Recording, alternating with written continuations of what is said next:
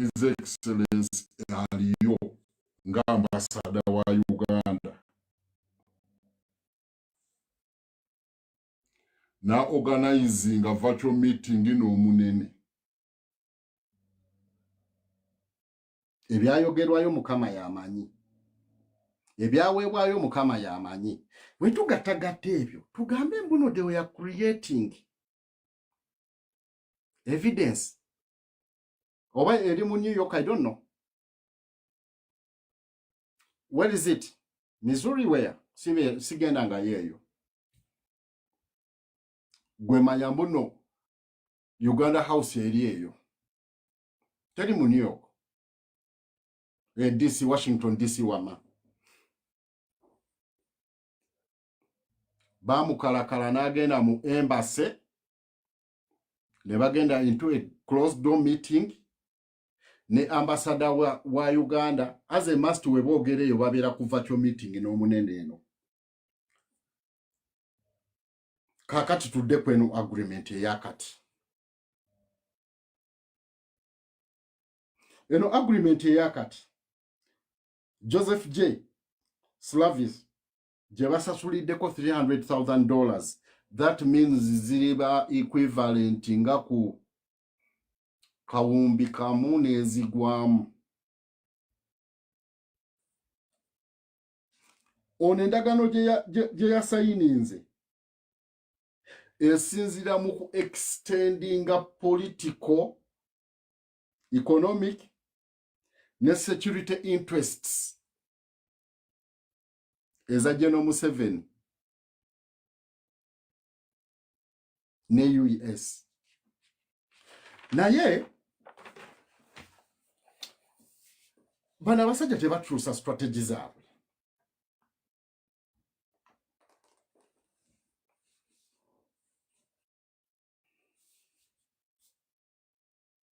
Tebakyusa strategy zaabwe. Kati tugezeko tugategate dots ezibaddewo mu kaseera kano. Let's accept mbune kiri kye yakola luli 2021 kati luno yabadde azakyetegekedde.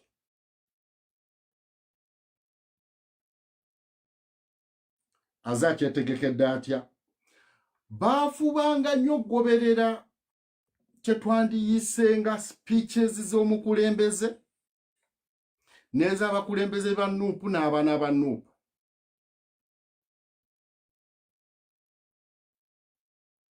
Tutandike. Era bibuuzo bye neebuuza. I stand to be corrected if it's not true. I'm just trying to connect dots. Nga tuli mu kalulu kano,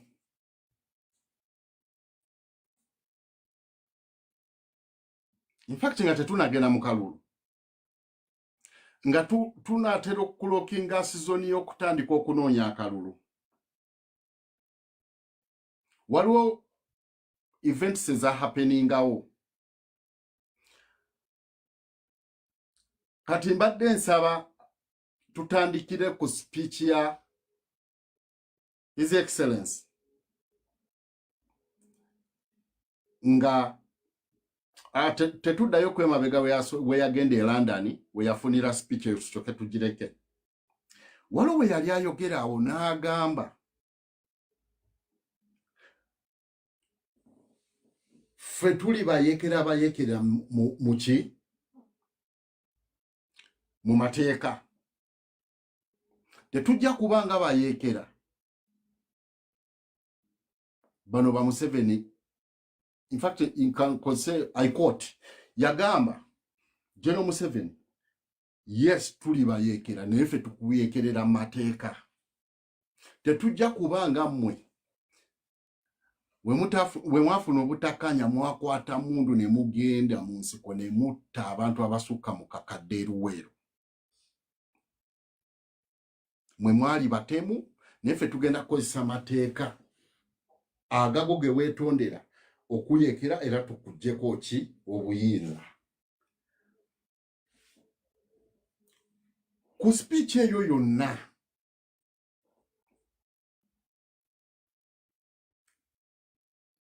lwaki balondamu ekigambo muyeekera ne bakipika poliisi neddako n'ekyogerako bano ba propagandists ne bakyogerako abogerera ku TikTok ne bakyogerako mainstream media ne bakyogerako ne bakihypinga ne bagifuula ensonga ku speech yonna nga bajjamu akagambo rebel.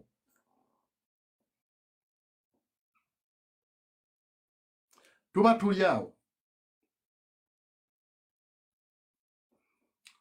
yali birthday ya mukulembeze ne bamukolera surprise ya parade ne bagatta ekigambo muyeekera ku parade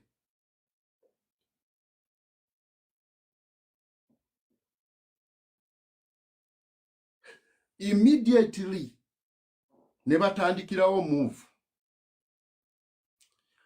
yalaze maje gennyini ago maje gennyini lw'omushana abo bali ready okujja ku gavumenti kuba yagamba bannaye aga Katonda muli maje gennyini lutinga na guno gwako abaana bakyabakwatira parade immediately ne kikolinga for the UPDF okuvaayo ne baleeta etteeka ery'amagye within a weekend ne baliisa mu kumenya mateeka teri tteeka lyebawa just such a short period of time nga ne Law Development Center tebabayise tebabawadde time kulyetegereza just babagamba bugambe olunaku bwe luti mujje mu parliament tugenda kuyisa etteeka. Remember,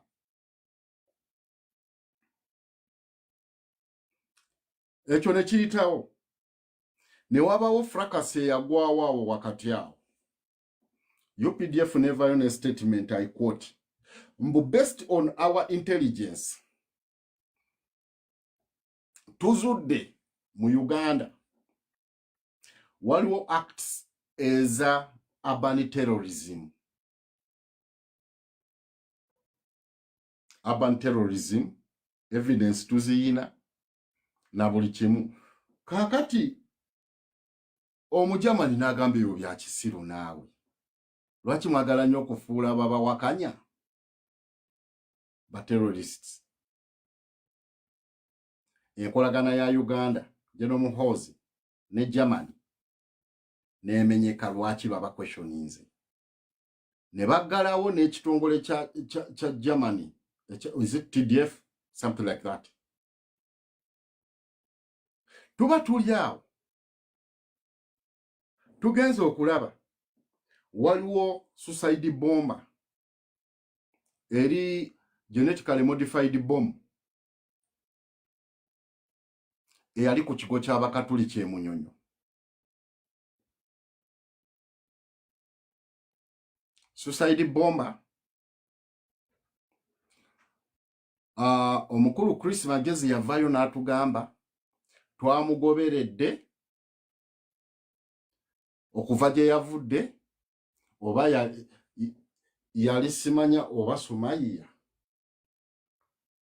nga apangisiza piki ya Medi bawo oba yali Jamiru tata wa bawe ye yati gwe battira simanya kwolika ku CPS simanya biki ng'olabira ddala story yali mpange era abantu ne bagivumirira naye nga video zikulaga bagamba suicide bomber naye ate video ekulaga mbu yategulula bomu ate mupiira gwa piki gwe gwayabika. Abantu ne bagamba suicide bomber ayinza okwambala bomu bwagitegula n'asigala nga mulamu mupiira gwa piki ne gwabika ne bamukuba amasasi naye nga y'omuwala gwe bapresentinga mu maaso ga General Museveni jjukira mbu baabawonya ADF ne baba rescuinga yoyo omuwala gwe batta.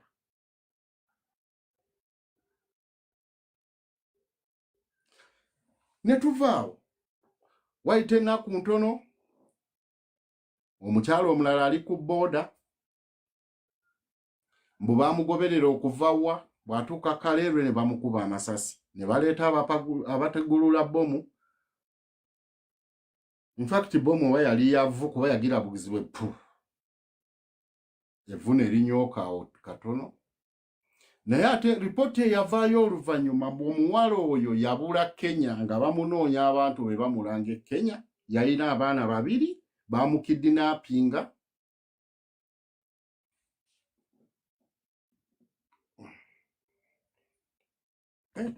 Okimanyi live bagiroopye mbwe violatinga rules.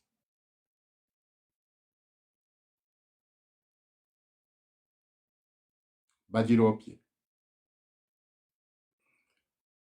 TikTok, please. I'm just trying to connect events that happened in our country.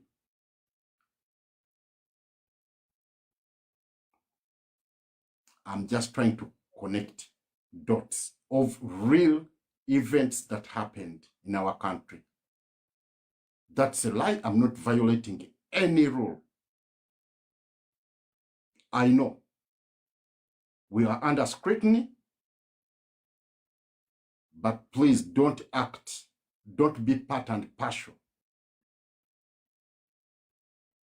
of the oppressors in Uganda. I kindly, yeah. So, ezo zonna events zibaddewo.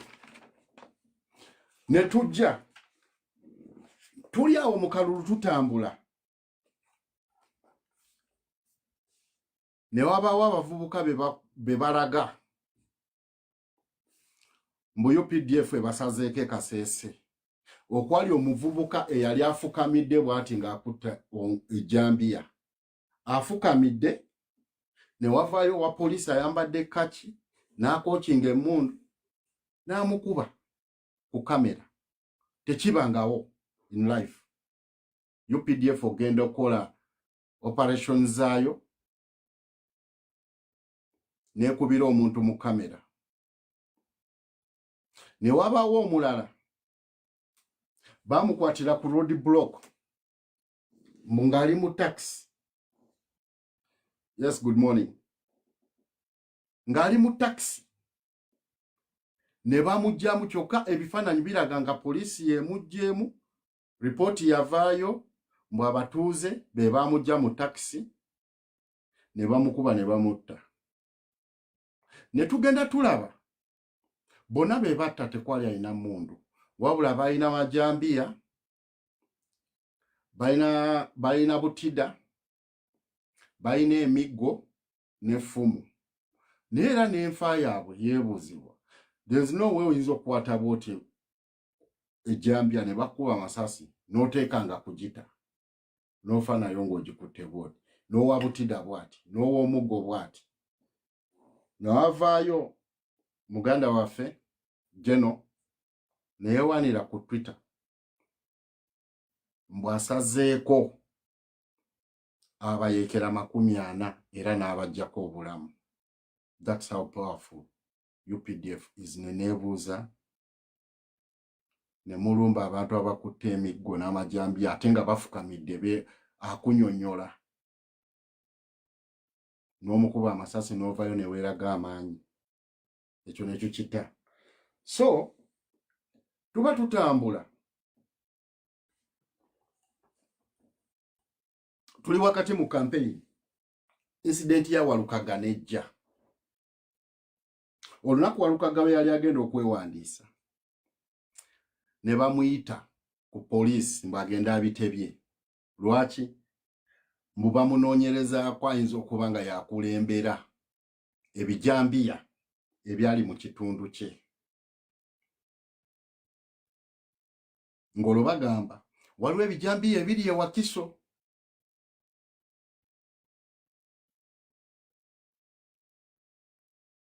Okisegeera? Era Walukaga bwe yamala okwewandiisa n'agenda akola statement. Walukaga yali yeesimbyewo ku ki? Ku NUP. Tuba tukyali awo mu campaign banoonya high tower. Ne mumanyi lwaki bali banoonya high tower? Nsuubira ku bantu 10 bayinza okubaako nga abantu 2 abakimanyi. Okunoonya high tower based on omusango gwe bamuteekako, emmotoka ya poliisi ebaako abasirikale baabanga bana gwe 8, mu maaso komanda gwe 9 ne driver 10. Buli omu aba n'emmundu ne magazini,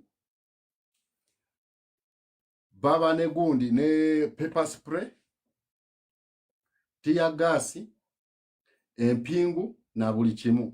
Ende bagamba high tower yasobola okwabya emipiira gy'emmotoka gyonna, n'aggulawo maaso n'ajjamu bbaaga,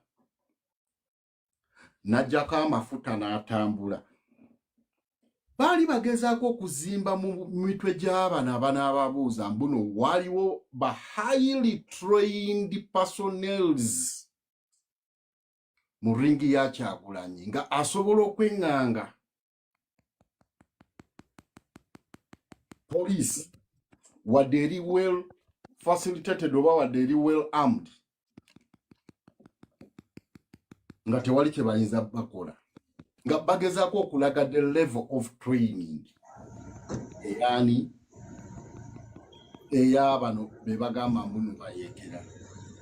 Ne tugenda mpola mpola bwe twava engulu okukwata kw'abaana embalala ambush gye babateekako. It was a really kagambe strategically placed ambush. Bw'ogenda mu enkola gye baagikolamu in military, eyo enkola eba yakikugu nnyo engeri gye babambushingamu, era olaba bakwata ng'abakwata abayeekera ne babasiba. Tuba tuli awo, abaana ba NUP batandise bakwata parade ekutta akati, misango gya parade. Otegera? So tumaze okulonda, bakutte first ring y'omukulembeze, bakutte n'abalala bali ku trail, kati bakutte abakulembeze abawaggulu. Vice President Buganda ne bagamba mbuno yalina abayeekera abava e Congo, si baamuno, era ne bamuteekako ogw'obuyeekera. NTV n'edduka netandika okudocumentinga buli omu we bamuziika, era kwaliko n'omulala omu yekka gwe baaziika emukono. Waayi? Kubanga eri yali akolerayo mirimu gye naye nga yava mukono. So brothers and sisters, I'm not saying that what I'm trying to connect is true, but I'm trying to connect the dots. Ekyo ddala ddala baagala okubigatta ku evidence eri emabega, babikwase Senate ya America. Ddala ddala ffe aba NUP batulebolinge ng'abayeekera abatuufu, oba there is something else. I stand to be corrected. Naye ng'okusinziira nga nze bwendaabayobinga, okusinziira ku ndaba eyange, that might be. Olabanga General Museveni yeesiba nnyo ku kigambo buli wakola interview nga agamba waliyo gurupu y'abasajja e Bulaaya be babuzaabuza His Excellency Kyagulanyi, ali backed by group from outside countries. Understand? Kyova olaba bali bonna statements ze bajja bawa nga bawa statements za kwanganga bayeekera, nga bawa statements za kwanganga some si political rivals oba si political party bo amagezi ge bayina mbuna abo bayeekera. Kyekyaviirako ndowooza n'obusungu bwe baalaga wano nga tumaze okulonda neba kusanga ne gundi neba kusanga ne bendera yensi nga bakuba bukubi masasi. Does it make sense? Oh, There is it. yes, brother. Do you know a place called Eagle? What's up? That way, Yeah, and then you are going. No, you go straight. Where there's lights, yeah, the lights. That is Eagle. The Eagle. straight forward, Yeah. and then Yeah. All right. okay. Thank you. Thank you.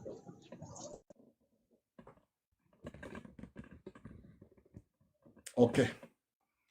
Okay, let's continue from there. You can send in your request and you try to discuss about that issue.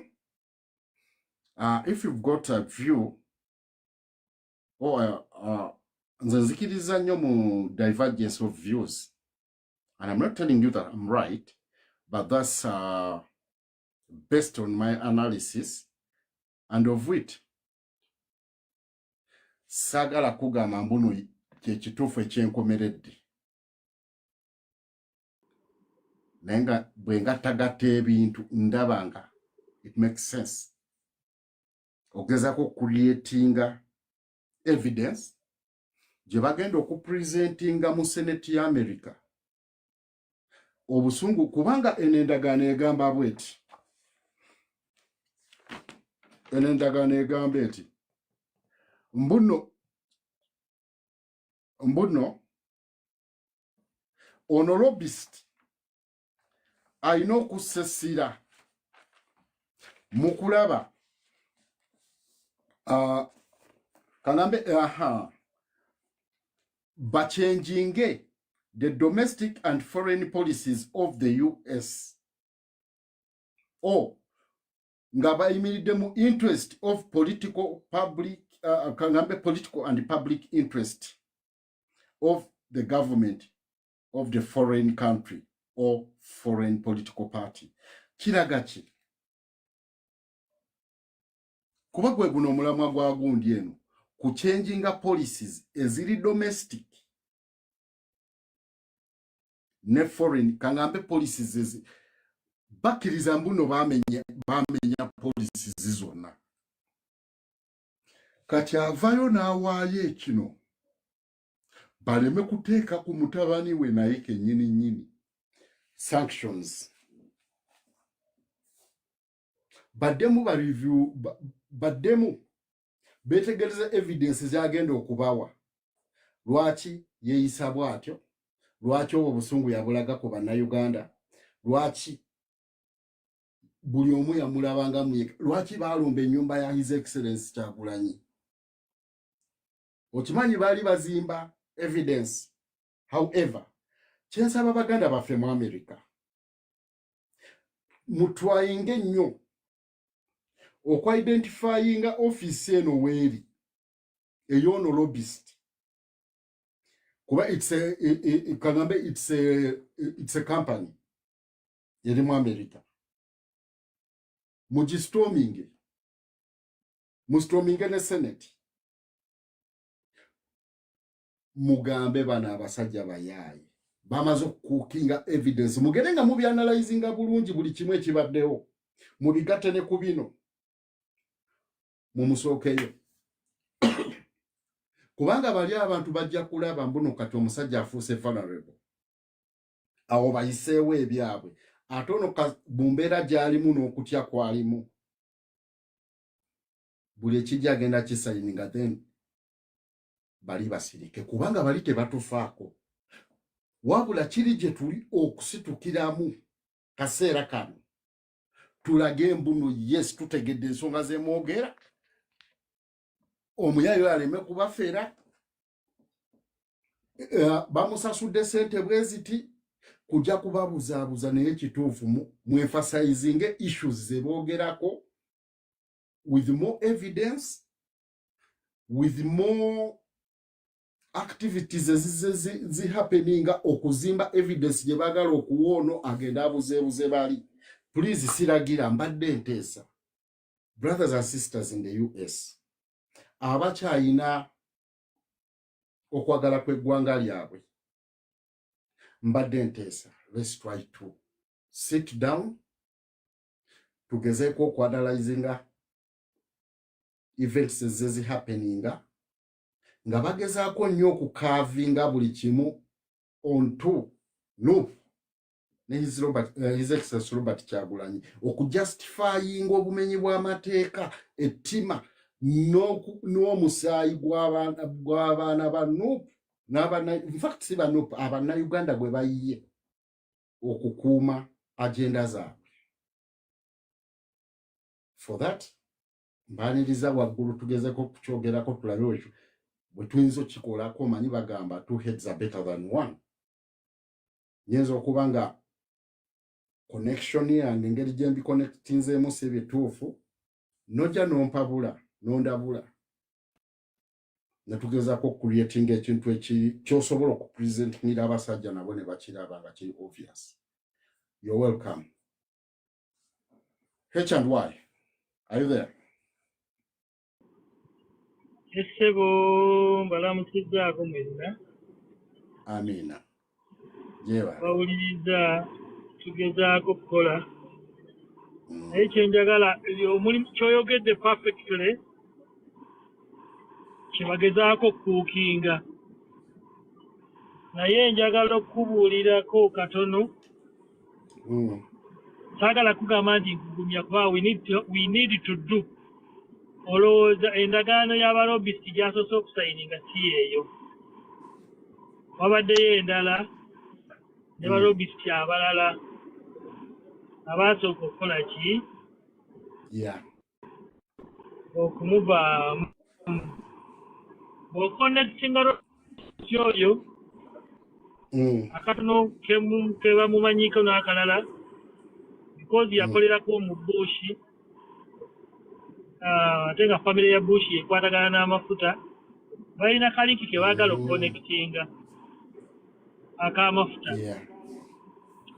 Naye ekirala olaba eyo endagaano yafulumye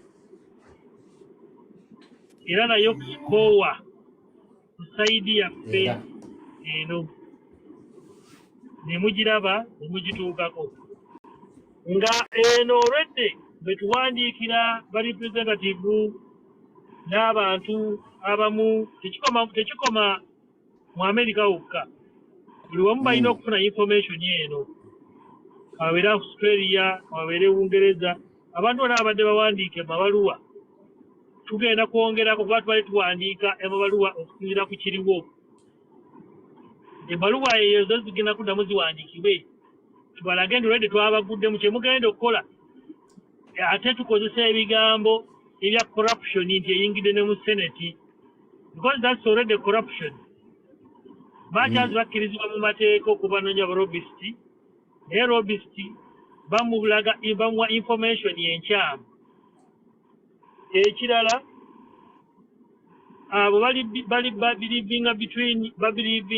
believing life ya yesterday. The life of today is already on the satellite. Whatever they want to cook, okujjako ngera bwe batafuna counter attack. Baba manya ekituufu naye ne bagamba attack tukole kino. Because they already have everything, even without giving it to them. Since 2021, there was an extra creation of committees looking at dictators specifically. Since 2021, so much has been gathered against them. Era n'ekirala mutunuulire nnyo. Nawuliddeko omuntu yabadde ayogera, nawuliddeko amawulire agalaga nti nno Elon Musk ayinza okujja mu Uganda. Ekyo nakyogerako bifo nga tukyalina mu kalulu. Ne mbagamba nze akatono k'ekimanyiiko Elon n'abagagga b'omu Amerika bonna bafuna ebyobugagga almost ku ssente entono ennyo kubanga bali babba bibbe okubibaguza. Rare minerals era tubasuubire obutareactinga kubanga ne big man waawano okujjako yo kuuma integrity naye ali mabega waabo bonna naye bwe kivaayo ng'abaddewo counter attack akyeyambula nga bw'olaba bwe beeyambudde kusini fayiro zennyini nga zibookya ate nga nabo bennyini mwebali. It is about pressure. Batuuka ne bakyeyambula ne bagamba it was a promise katukikole abantu be banaamanya then nga bayingizawo propaganda bakwata media mainstream media ezawano zonna teri n'emu eyogera ku kusini fayiro naye weewuuze how many people know now about it. They have no control over other social media handles, much as they bought TikTok, they think they are in the control of Facebook and so many others. It always goes around, never tapping. Even the hackers are here to give away the information. Nze abawuliriza bonna bwe babeerawo tuwagira ekyokugamba abantu basitoominge ofiisi abagiri okumpi tujja kuginoonyaako n'okuwandiika kuno okuwaayo evidence. Even today, something on the phone, on the Twitter, on Facebook is taken into bagitwalanga obujulizi obwannamaddala mu court. Yadde abamu tebakirowooza olwaleero screenshots okuteekako ebyo ebintu byonna byonna it is very very important. Facts and writing videos zikweziri so much abamanyi okukozesa social media handles unlike us twetaaga ne tustorminga accounts z'abo abantu mumanyi nozinoonya mustorminga namwe ze muteekako otherwise batya nnyo ekiwandiiko kino ekitambulira mu post office tebakitya nnyo naye batya nnyo ekiwandiiko kya social media because it spreads all over, it is shared, it is graduating and so many other factors. So okujja kwa Eloni bwe kuba kuzze it's another thing kitulina okustorminga ne kino kyennyini kyetaagisa naye nga dots zoogase zennyini zeezo ze bali mu creatinga n'ebigambo because he has been he's making by the way accountability. He's getting money to fight terrorism and he has to give accountability. That's why ekigambo terrorist ekimuva mu kamwa. But when he before saying it, all other people have the evidence. You understand? I understand, Sebo. NUP is a registered party. Parade yali ekolebwa mu mateeka. It is just cooked. They are just cooking up. Even the white man without talking to any Ugandan. Secondly, the stories, exactly the stories ezizibaddeyo mu kalulu. So many Ugandans have put them in the ministry, the State Department, in the Immigration Department, in the courts of Nyini. Such evidence as Jeziri.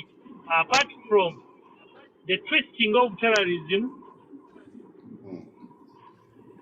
but the eyes are always open. Why we need to shut down the eye. Yet they know the truth. That's my submission. Okay, thank you very much. Yeah, thank you. Tukakase mbuno baganda bange. Tugezaako okulaga abo abasajja mbu whatever is going on tukiraba ate tukitegeera. They shouldn't be hoodwinked by these criminal guys. Ne ba lobbyists baabwe nga bafa nnyo ku kya ssente okusinga obulamu bw'Abannayuganda. Bwe baba bayimiriddewo for the truth, let them be truth. Let them be truthful. Sorry, more is coming. this guy from history, I don't know the bagenza bakitegeera, he's the one. For example, in 2010, when Obama was not meeting him, he created a scenario. So now they know he creates the scenarios to get money to fight himself. Right now, something is going to happen soon to hit them, including the embassies, including even their settlement in Kenya. He's planning to do that to woodwick exactly to kino agenenga achigattagatta. He has even failed so far. He would have done it by now. And more is coming. That's what these people also know, that more to that is coming, directed to them. Baberenga bagenda okuzuukuka, but they already know that.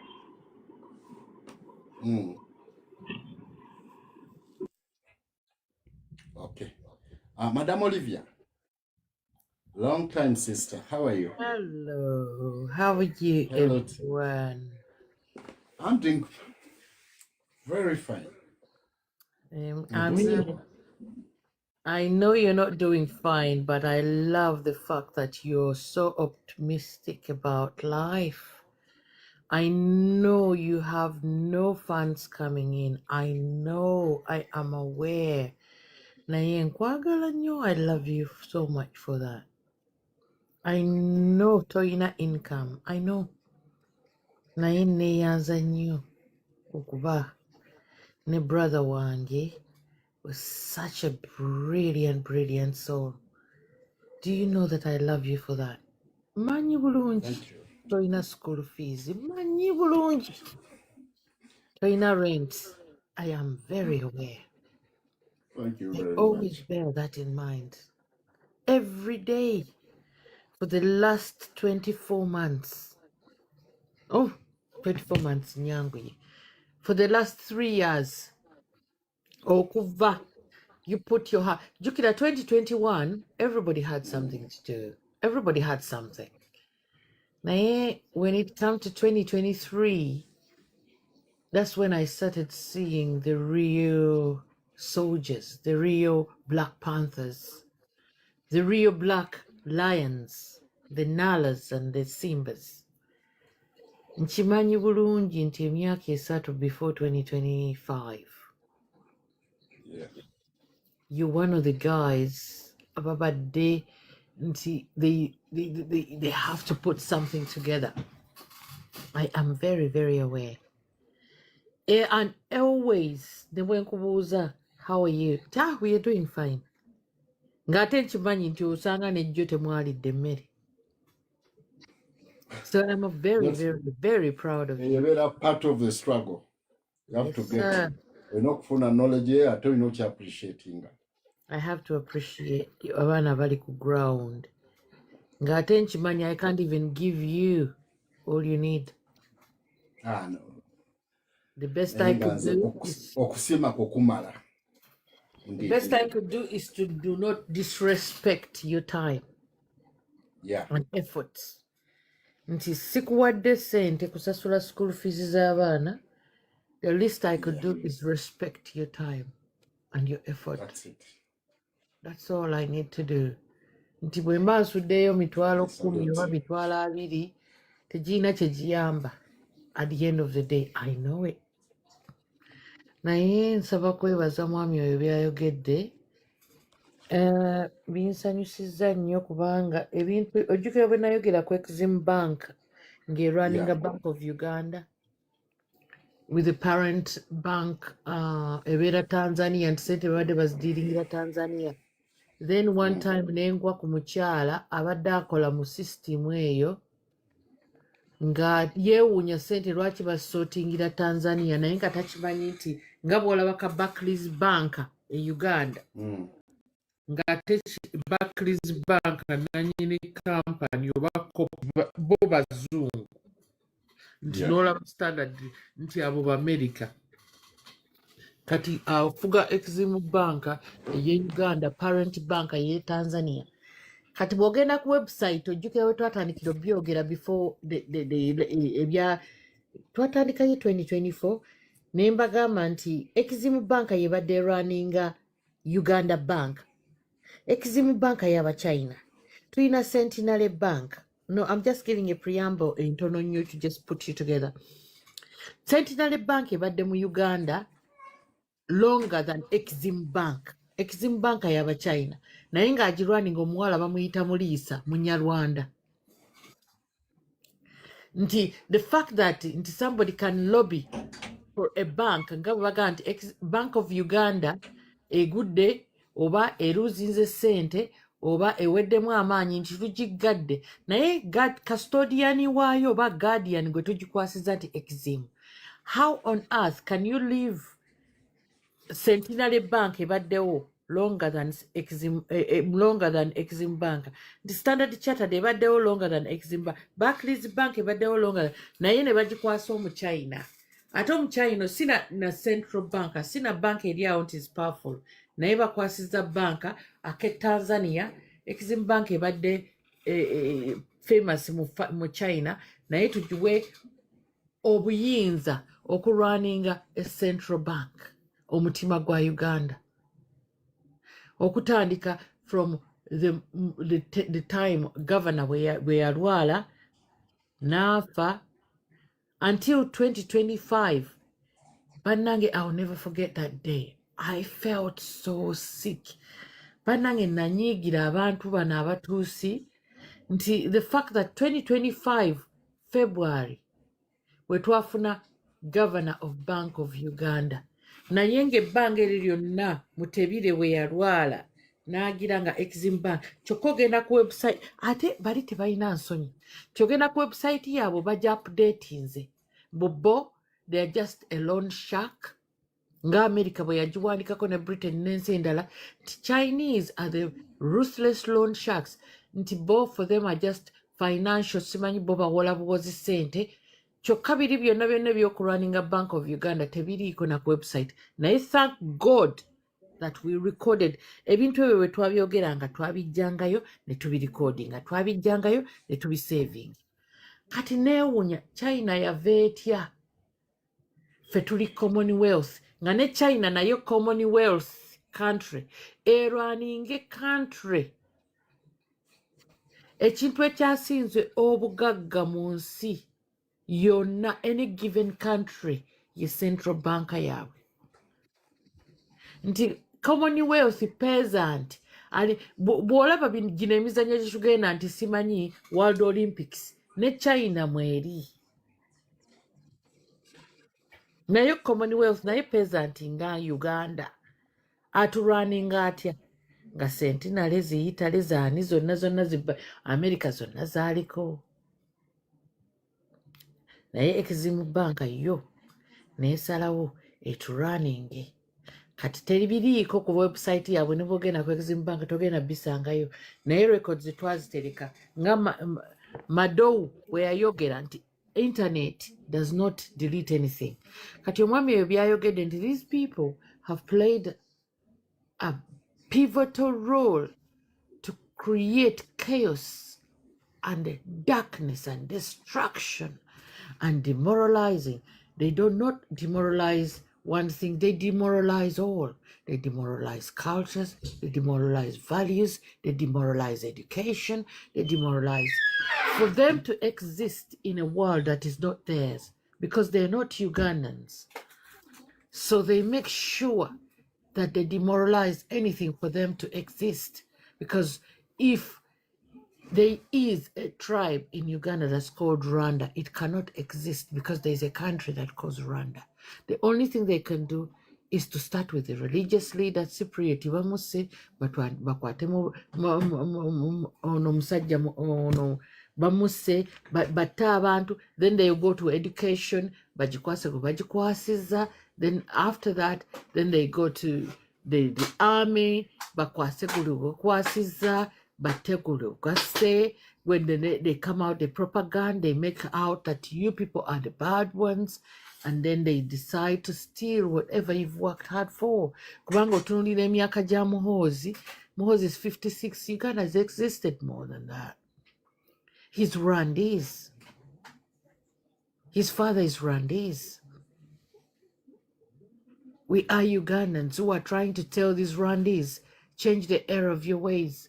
Ate bo bavuddeyo ne propaganda mutuboola temwagala biki temwagala kino ffe twalwana ffe twakola kino, but they don't not even seeing the bigger picture that we can coexist. Wano ogenda n'obeera e Bulaaya n'osanga a Ugandan community living in London, an Indian community living in Uganda, Ugandan Indian community. N'osanga a Rwandese community living in UK. We coexist. But tubikola mu mateeka. Osanga Muhoozi nga atandise okuteeka SFC leader. SFC is not a registered army in Uganda. It's a mercenary. Nti kati yakulira ekifo kya Sunday. Taswadde nakuswala gamba nti UPDF is hired to go peacekeep in other countries. Naye akutte SFC that is not even registered as an army. It's registered as a private army. Kwegamba n'osanga ebintu nga babizannya by'otategeera, n'osanga nti somebody who is not educated is a minister of education, Museveni's wife, Muhoozi's mother. She didn't even do her GCSEs. But she's the minister of education. You find that they demoralize everything that keeps us sane, keeps us humans. That even if we say that, oh, certain jobs you have to have a skill set. No. For them, no. As long as the anarchy rules. As long as something rules. Kwegamba, ekigambo ekyo kyentera okukozesa that liars steal people's identity. And they're doing that every day. What do we tell our children? So what do these Muhoozis tell their children? That Uganda is their country, that we Ugandans stole it from the Rwandese? Is this what we are doing? What do they tell their children? Nga bw'olaba wano Israeli bw'erimba Abapalestine bw'ensi baagibawo. Is this what the Muhoozis are doing? Because you have to find a definitive question as to why somebody could be so monstrous. So Muhoozi can go rape a man, videotape it, put it on his Twitter handle, and then we're supposed to be comfortable as Africans. When is it okay to rape a man and videotape it? When is it okay to rape a woman and videotape it? When do we say no? How satanic can we get? I know Satan has a kingdom and Satan has disciples. I know that. Even God has disciples. But who is going to follow suit? Are we going to follow suit, me and you, Jenna? When do we call it a day? When do we say enough? So now we're old. So do we tell our children to carry on as satanic as it can be? Not really. No. So when am I going to visit Uganda with my children without fear? Because I told Muhoozi, you're not a Ugandan. You don't need to be in that position. There's certain positions, Kebere America, that you have to be a native Ugandan. A CDF, an admiral. Kabere admiral wa wano, e Bulaaya. Oyina kubanga nzaalwa ya gondi. Admiral ye CDF. Oyina kuba nzaalwa ya Britain. Kobere muyindi, naye nga bakuzaala wano. A CDF wano e Bulaaya. CDF wa America kati oba musajja muyindi. Naye nzaalwa ya America. Musajja muyindi wamulaba wano aba FBI nga bamu interviewinga ku Capitol Hill. Oyo muyindi bamuzaala mu America. They demoralize positions. Tebakuzaalangako Uganda. Ebifo ng'ebyo, symbols ng'ezo, olina kuba nti oli decent. Teweetaaga kuba Muganda oba Mukyoli. ne bw'obeera munyarwanda nga bakuzaala Uganda. Muhoozi does not deserve that position. I don't care how many PhDs he's got, but he doesn't get to rape a man and put it on his videotape, on his Twitter handle. And you want me to be acceptable to that? African woman, a Christian mother, black on black crimes, being accustomed. Ongambe nti tonnaba kuteekako decidental, you know decidental rationale kiva mu kigambo decide, decidental rationale. It comes from district, residents, poll stations. Even on the Electoral Commission website, tebanatuteerako how Museveni got to 71. Decidental rationale is not on there. It's a Latin word. We don't know what percentage, where was the deciding position for Museveni to get 71%. We don't have, you demoralize everything. Then you put Nzeja, who is a Rwandese bastard, on the throne. He can't even come up to tell us that Byabakama should come up with a decidental rationale, the ratio, the deciding ratio on the percentage. What district did Museveni win?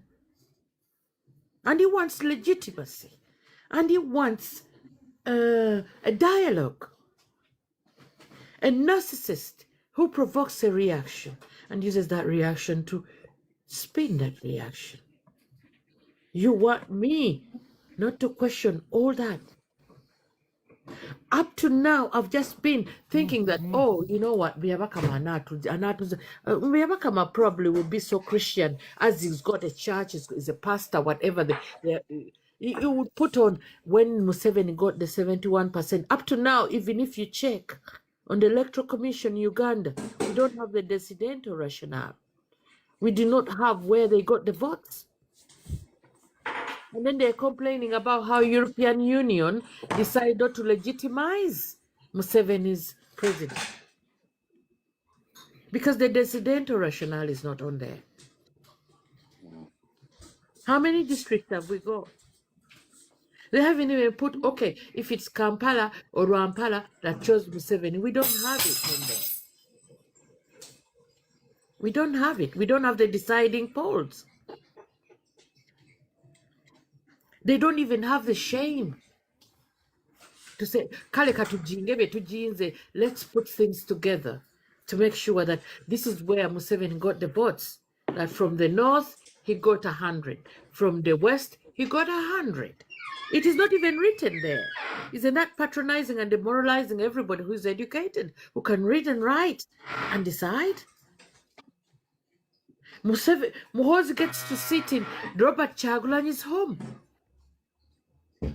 Nalweiso gets to open up her mouth as a serpent with unspent energy. You telling me that you cannot make an effort to show me the decidental rationale, the deciding ratio on how that percentage got there? You're not even willing to do that? But Muhoozi is ready to put Zedriga, Birete, everybody in prison without the decidental, the residential or decidental.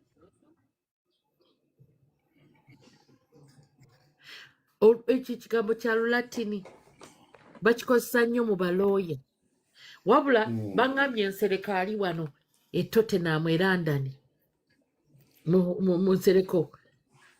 Naye ensereko weegendereze Tottenham, East London ne Croydon ba NRM sympathizers, naye Tottenham gyegendereze tuli banno. Ensonga ogenda gyogerako katusoke twanirize ku Bye kati. Okay. Tugenda olagaba. Ebbanga limaze nga sikulaba. You want to run away. Otherwise, much respect, sis. Much respect. Yeah. Jason, are you there? Yeah, I'm there. General, kueleza. Sina vya mingi ya kuogelea leo.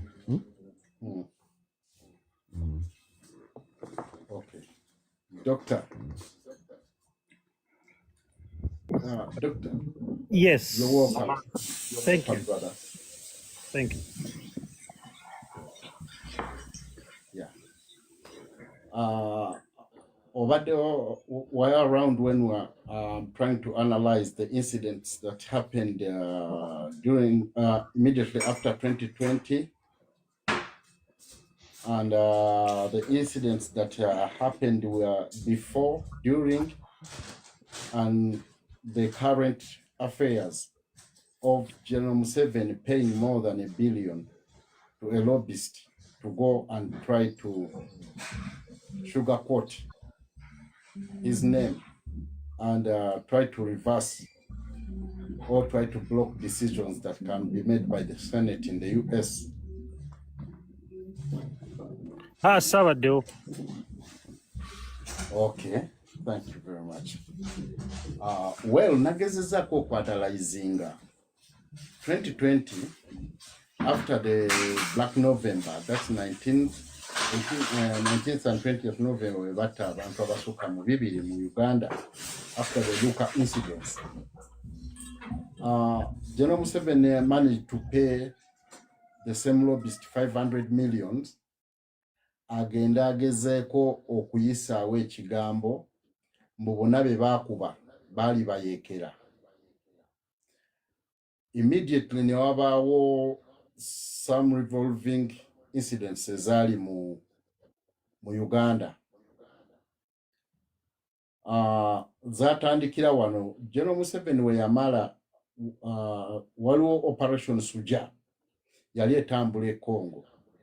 N'avaayo n'adeclaring mbuno amagye gakoze bulungi, bakubye enkambi z'abayeekera bonna ne babatta, kati tetukyalina threat yonna. After a week ne tulabayo abayeekera abaalumba essomero e Kasese. It was a primary school. The pictures were disgusting.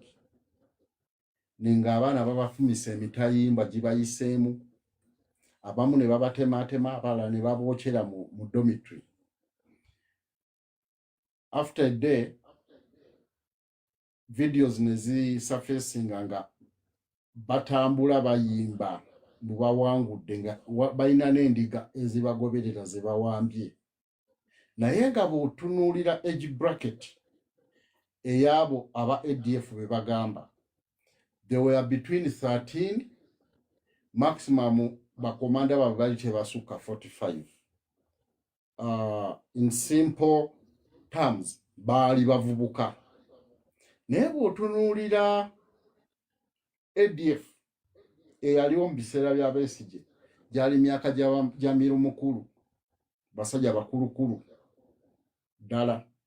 Naye His Excellency bwe yajja, immediately ne wabaawo shift ya age bracket ey'aba ADF. Then after a week ne bajja yali Muhoozi project ne launching e Masaka. E Masaka ne bagikyusa erinnya PRU. Bonga bagamba it's not a political party, wabula it's a patriotic league of Uganda eyimiriddewo mu kulwanyisa enguzi.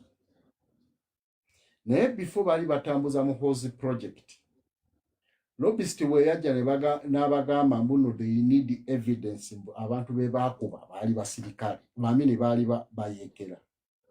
Immediately Muhoozi project eyali yeeparedinzeewo nga omuntu anoonya obukulembeze nga te by law. Amateeka ga Uganda gagamba kasita oba ng'okyali serving officer toyina kulaga interest yonna mu byobufuzi.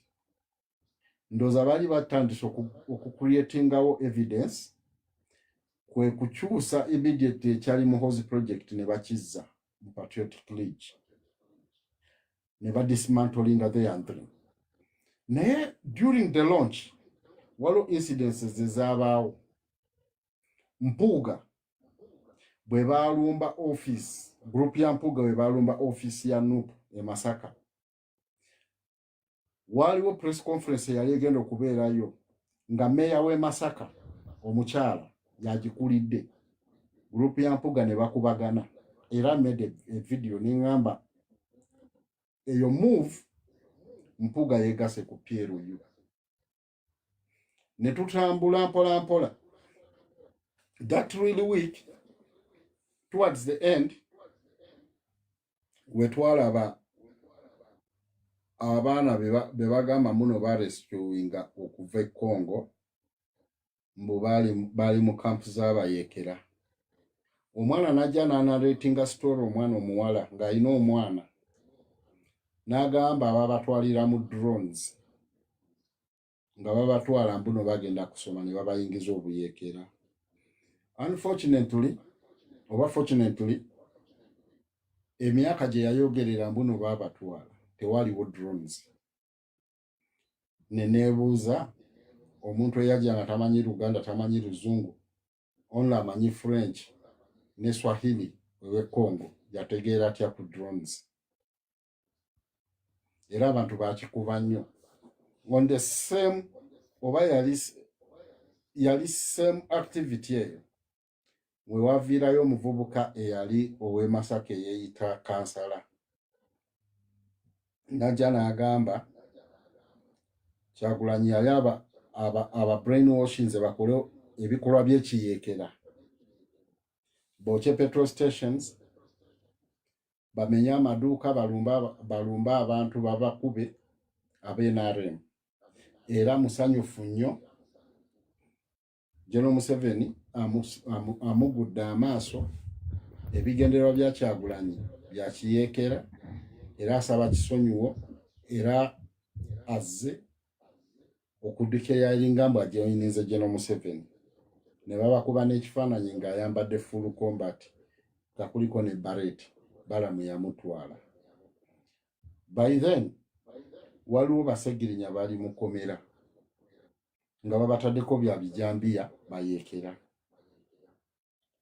Another move ne bagenda balayiza Abaganda baffe abali mu komera de wa 15 okwali Muhaidini Sanya ne Olivia Lutaya balamu ne Fulufiga ne boogera ne baminisita abanene abalala bagenda ne babagamba bakkirize babasonyiwe naye mu kubasonyiwa baasayininga endagaano nga bakkiriza mbu bali mu buyeekera naye presidential pardon gye babawadde beebaza nnyo General Museveni ate balayira bajja kukola naye kasita abasonyiye abalaze ettaala. Ogenda okulaba confession gye bawa yeemu neyo oli omuvubuka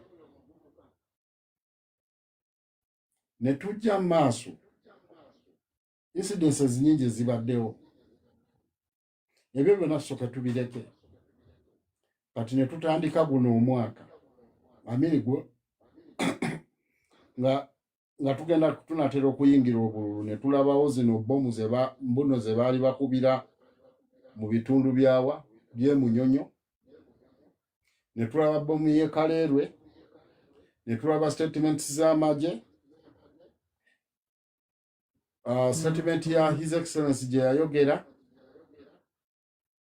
ne bajja mu kigambo muyeekera n'okigatta ku parade bw'okigattako ne incidents endala ng'amagye gavayo gagamba gafunye intel mbu waliwo urban terrorism. Bwe tuvaawo ne tulaba incidents endala abayekera mbu be bakwatidde Kasese okwali yali afukamidde ng'awanise ng'annyonnyola omusirikale n'ava eri n'amukuba amasasi naye bw'olaba items ze baali bakutte Butida Mbujambiya Muggo n'ebirala. Kati bwe tujja wano ne incidents ze zihappeninga ne neebuuza were they trying to create or were they trying to forge evidence epiningira ddala His Excellency Robert Kyagulanyi mbuno muyeekera n'aba NUP bayeekera kati bw'ojja ku tweets za General Muhoozi after elections twasaba yekera ba NUP 22 nja kuba musanyufu ngo 23 ye Kyagulanyi ennumba gye balumbamu amakage statements zonna ezikolebwa bano ba PR ba poliisi n'abamagye enneeyisa yaabwe neŋŋamba bw'okigattagatta ne Lobbyist gwe bapangisiza ne bamuwa more than $1 billion agende mu Senate anegotiatinge nabo creatingewo embeera ey'okumiitinga nga tebanakola decision bafunewo meeting ne General Museveni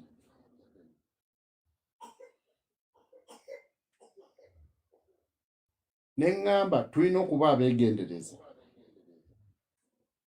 community eri mu America eyongeremu amaanyi beesooke Senate bastorminge offices z'oyo omusajja Lobbyist bastorminge n'ekizimbe kya Uganda ku DC n'abalala bongere okuwandiika amabaluwa nga bagattagatta ezo fragmented incidences ezize zihappeninga tuzigatteko ne zino ziba zitudirectinga ku Lobbyist endagaano gye yasayininze kubeegamba balina okwogera n'Abamerika ba extendingeyo political security and economic interests za Uganda balina okukyusa amateeka aga both international ne national engeri gye bali organizingamu political parties oba other countries. In other words, agezaako okulongoosa erinnya lye baleme musilaaminga we wabaawo like okumukuba ebibulooka mu America ng'ayagala kuzzaawo n'enkolagana yaabwe mu America. How do you see?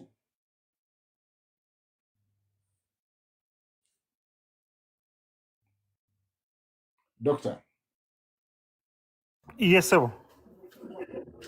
Okiraba otya? Ekyo Museveni okulwana n'okuzzaawo enkolagana ye n'ensi ez'enjawulo.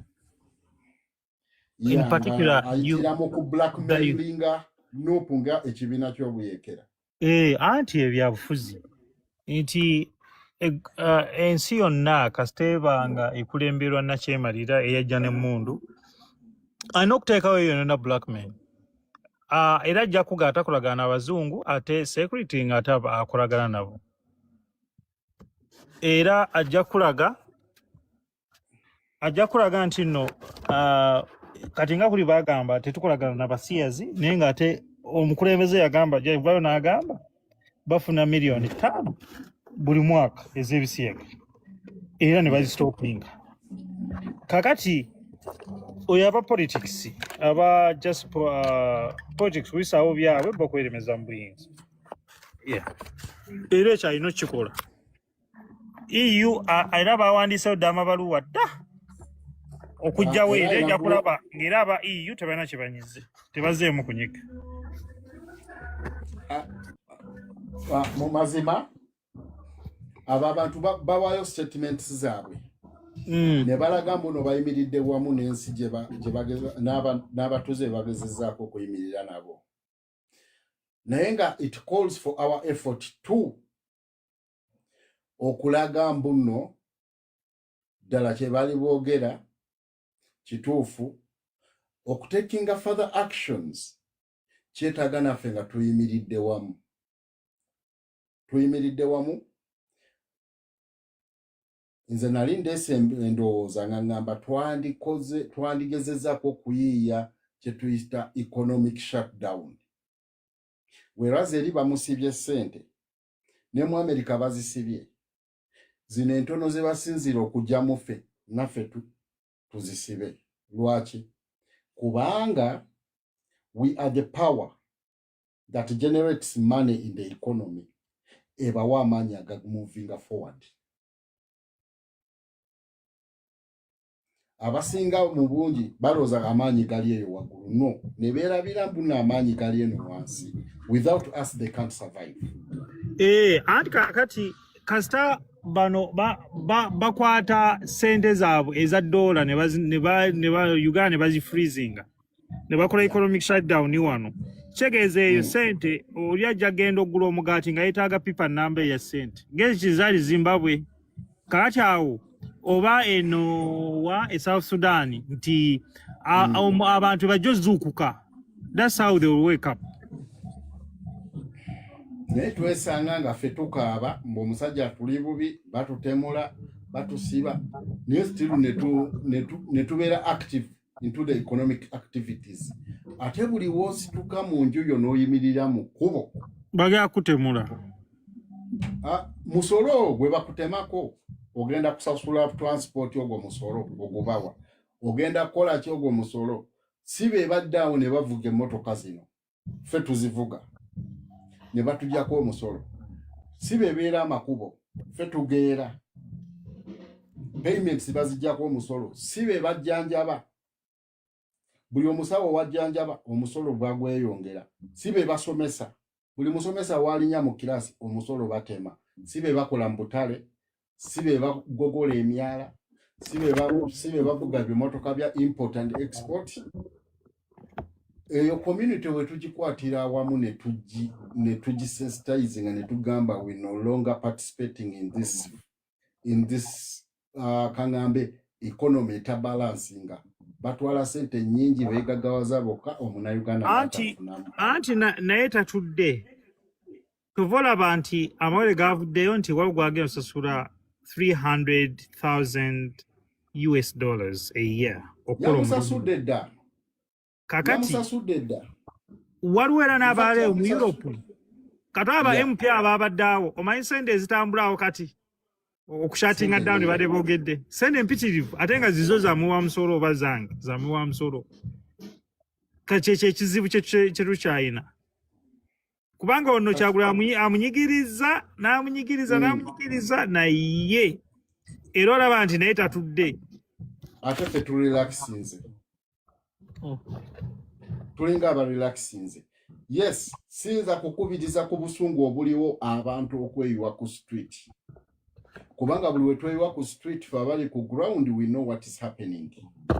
So mbadde nkubiriza Abannayuganda ng'omuzungu watasituseeyo kweyiwa ku street tumukope enkola ye.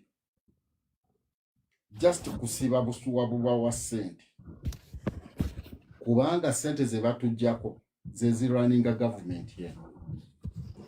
Tusobola okucreatingawo economic shutdown nga tetuyombye na muntu, tewali gwe batutte ku poliisi, tewali akubaganyira na muganda we wa NRM, tewali akubaganyira ne muganda we wa DP, wabula ne tugamba let's sit down.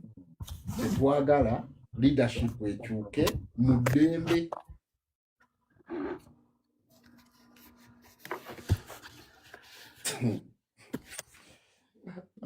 S3 nayo bawabaaki tuzaako kigwe tokiraba era nze mbankikulabula kye tuzaako Museveni mukuba jje.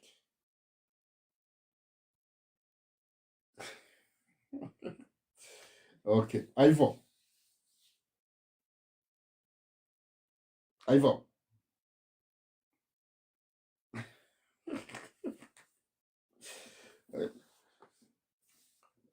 S3 nja kwetaaga, I swear, nja kwetaaga tutuule tuyiye eggwanga lino.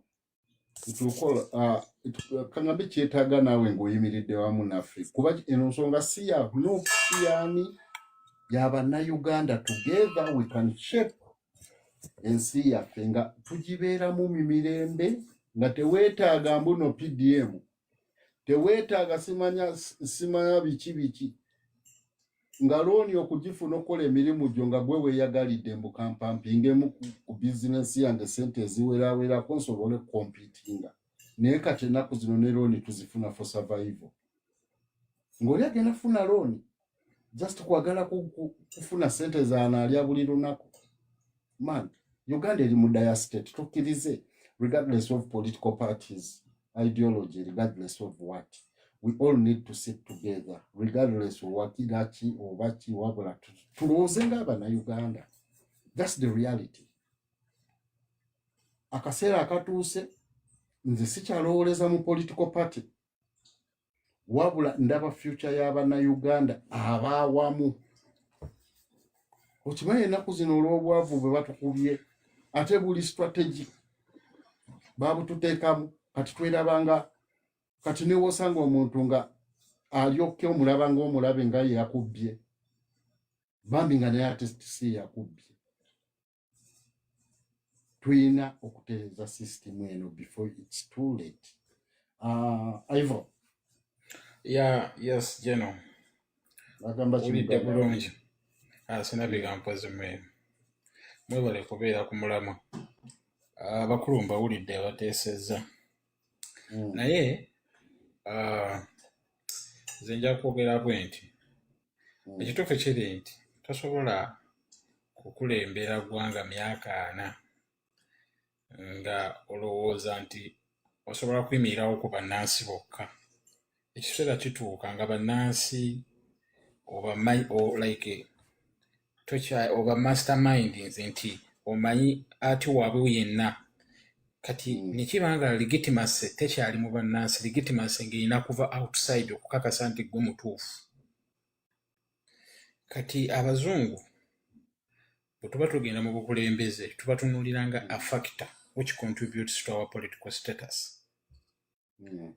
Yensonga lwaki olaba Mr. Kyagulanyi president waffe waliwo we yagendako ku interview mu South Africa ne bamubuuza what is your take on homosexuality. Me as a political analyst, I saw it was contradicting for any candidate at the level of a president to answer that question. One, oyagala abantu bewaka babeere nga bawulira side yo nti oli against homosexuality. That is the home people. Yeah. At the same time, okuba abazungu bo bali perverted bakyama obwongo bo baagala kuwulira nti ebisiyago bikola ki obiwagira. Akati ekyo kikulaga conflicting interest eri mu bakulembeze baffe nti Museveni kati ye yamanya Bannayuganda tetukyalina kitudisayindinga ku kubeera kwe mu ntebe oba obutabeeramu. Yensonga lwaki era asobola okuteekawo okulonda nga kuli sham nga tekulina makulu nga n'obwonoolonda n'obwotaalonde ajja kwerangirira gwe tokyalina makulu Munnayuganda wabula deciding fact esigaddeyo ge mawanga g'ebweru. Akati amawanga g'ebweru gano kkiriza oba gaana omudidi gubadde gutambula guno gwe musobodde okufuna gwe guliikinze. Waliwo omudidi ogwafulumako awo omusajja oyo baamusiba yali mu China yadiiringa waliwo sente ezabaali ne salimusale omudidi ogwo nga muyitirivu. Omusajja oyo baamusiba mu America yali mu China loza mwamuwulira ku byalimu issues ebyokuwaayo Lake Victoria. Do you remember time Lake Victoria eyo empuuta bwe zaatunda ennyo nga bazigyamu ennuuni naguno gwaka. Naye ojjukirako nti nno waliwo ennuuni empuuta we zaafanga ne zifulootinga bufulootinzi abantu baganyanja nga bifa nnyo ng'abasajja bo babagambye nti kyonna kye mwagala bw'obanga musobola okutufunira essente zisobola okuwa amawanga agali influential tuli willing okubawa resources. That was Lake Victoria yali ku mortgage ng'abasajja Abachina bagyagalamu ennuuni mu bungi era ebyennyanja ebiyitibwa empuuta baabiwanga obutwa ne bifulootinga byonna nga toyinza kubirya nga nawe omuntu wa bulijjo toyinza kiwabula obisanga ku nnyanja nga birina bifulootinze ne babikwata ne bazigyamu obujja nnuuni ne basuula. Kati bino bye tusobola okufuna essaawa eno bye bitono naye ensi ebadde ku mortgage ebbanga lyonna. In fact bamortgaging Uganda for 99 years. Okitegeera. Let me give you an example. We had twina investment Idi Amin ze yaleka. Have you heard about 20 embassies parties ezisinga bazitunda tulinako bu office? Yeah. Kenda mu UK. Kina Washington ebizimbe ebyo ebinene embassy ng'ekizimbe kiramba kiri worth billions and billions of dollars nga Uganda yabitunda n'esigazaako ka office katono ne bateeka kafulaga ka Uganda okulaga nti kikyali kya Uganda naye nga abasajja bakitunda dda. But the question is, sente bazitwala ludda weezo. Do you see any equivalent value of that money in the country? Not really. More than 100 government parastatals was privatizing. Did you see the money flowing back in the country? Yes. By the way, talk about the parastatals. I remember I was a young kid then. People used to debate about parastatals, bazitunde, privatization. I remember even in primary they told us about how good privatization is. I was among the young students who went against it. I was like, no guys. Omuntu atalina kyalina mu nsi aba na mugaso ki? Ekitegeera. Kati natunulira wano recently baatugamba ekizimbe ky'e Congo, Amini kye yazimba, Uganda House e Congo. Yabalema okusasula bagundi taxes.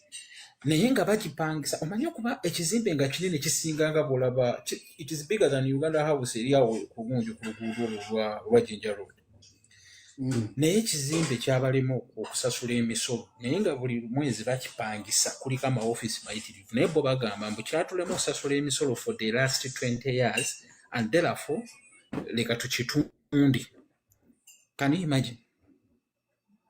Kakati bebo abantu bemulaba nti esente zino zonna bazikwata kusobola kwegula mu mawanga gali gabalike. Ekituufu kiri nti mu Africa tulina kye tuyita post colonial era. Abazungu bakyatufuga naye batufugira mu ngeri etali direct, etuyita indirect rule, to the extent nti gwe olwaleero Kyagulanyi abazungu tebakkiriza nti Kyagulanyi nti munafu, bakimanyi w'amaanyi naye fiya yaabwe weeri eri wamu. Kyagulanyi ono anaasobola okutuwa ebintu nga tubadde tubifuna ku Museveni. You get the point?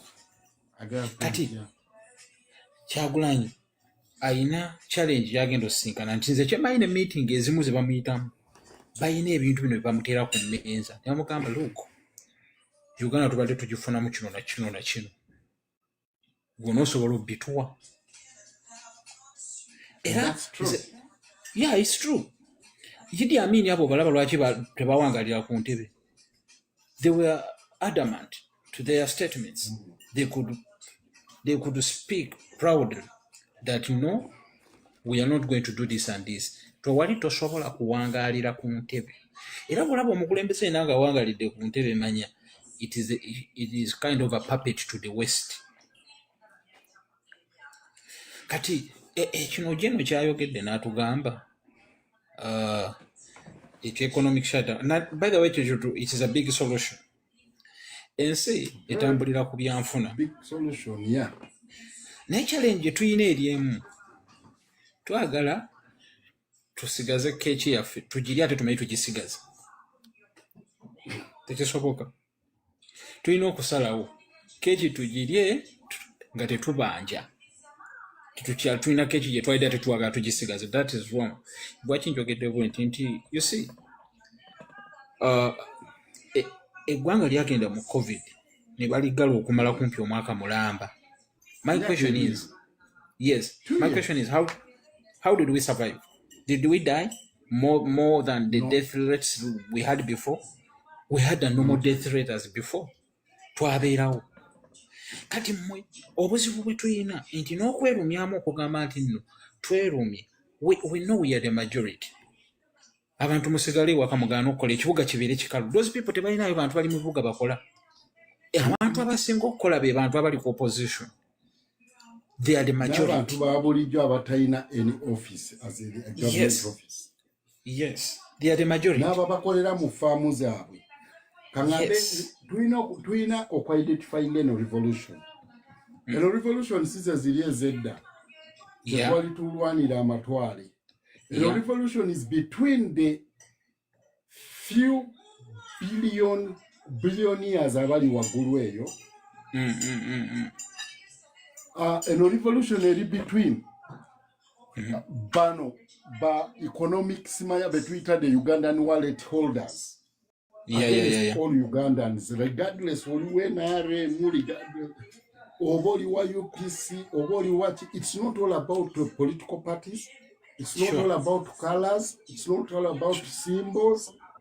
it's it's a race between billionaires and the working economy in Uganda. Actually, waliwo theory mu omusajja bamuyita Khan. I think you heard about the Marx theory, the Marxist theory, Kat and Khan. Marxist theory egamba nti the world is classified or clustered in two classes. We have the bourgeois. Those are the people abali waggulu eyo ku top bemulaba b'emisa, the boss. Those are the bourgeois. Then we have these other proletariats. The proletariats be bano abantu abali wansi ensi kwetambulira. In fact Karl Marx agamba nti ensi tesobola kutambula nga ba proletariats tebaliiwo. Naye ate ensi esobola okutambula nange munsajja badde mpitawo badde saagala kuyinya omusajja ayogedde ng'ekeeke tugirye ojja kugirya otya? Keeke beeramu amasanyu, keeke beeramu amasanyu. Ojja kulya keeke oti mwina amasanyu. I know mwasa. Okay, so kyempadde ngezaako kugamba nti ensi esobola okutambula nga babosi tebaliiwo,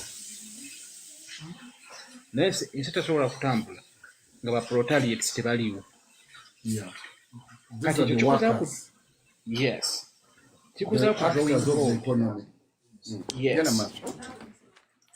kikuzaako ku drawing board nti kyetusinga okumanya tife tusinga okubeera ne stake ennene mu kubeerawo kw'eggwanga. Senga ffe tusalawo ne tugamba nti tetugenda kukola eggwanga liba ligudde, so nga ate bali babosi abali waggulu abeekola babosi bo ne webasawo ne bagamba tebagenda kukola eggwanga lisobola okusigala nga litambula oba ffe empagira eggwanga. So that means decision by proletariats gye basalawo affecting almost 90% the country's status. Let me tell you this. Abantu abawansi abasinga obungi tebalina mmundu, tebalina bisi. Naye gwe toweebuuzaamu lwaki abantu bwe bagamba nti tulina protest vote, abasajja bajjayo amale zonna ne baziteeka ku makubo nga bagamba bano abagenda okuprotestinga tulina okumakinga sure tebaprotestinga. Lowooza lwaki? Kuba bakimanyi nti tulina amaanyi mangi okusinga bo, era yadde newankubadde gavumenti bali babosi balina ebyokulwanyisa ebyakabi, naye nga bano abantu bawansi abatalina yadde akasaale yadde akambe nga basazeewo ne bagamba tetugenda kuddamu kuyingira mu kibuga kukola.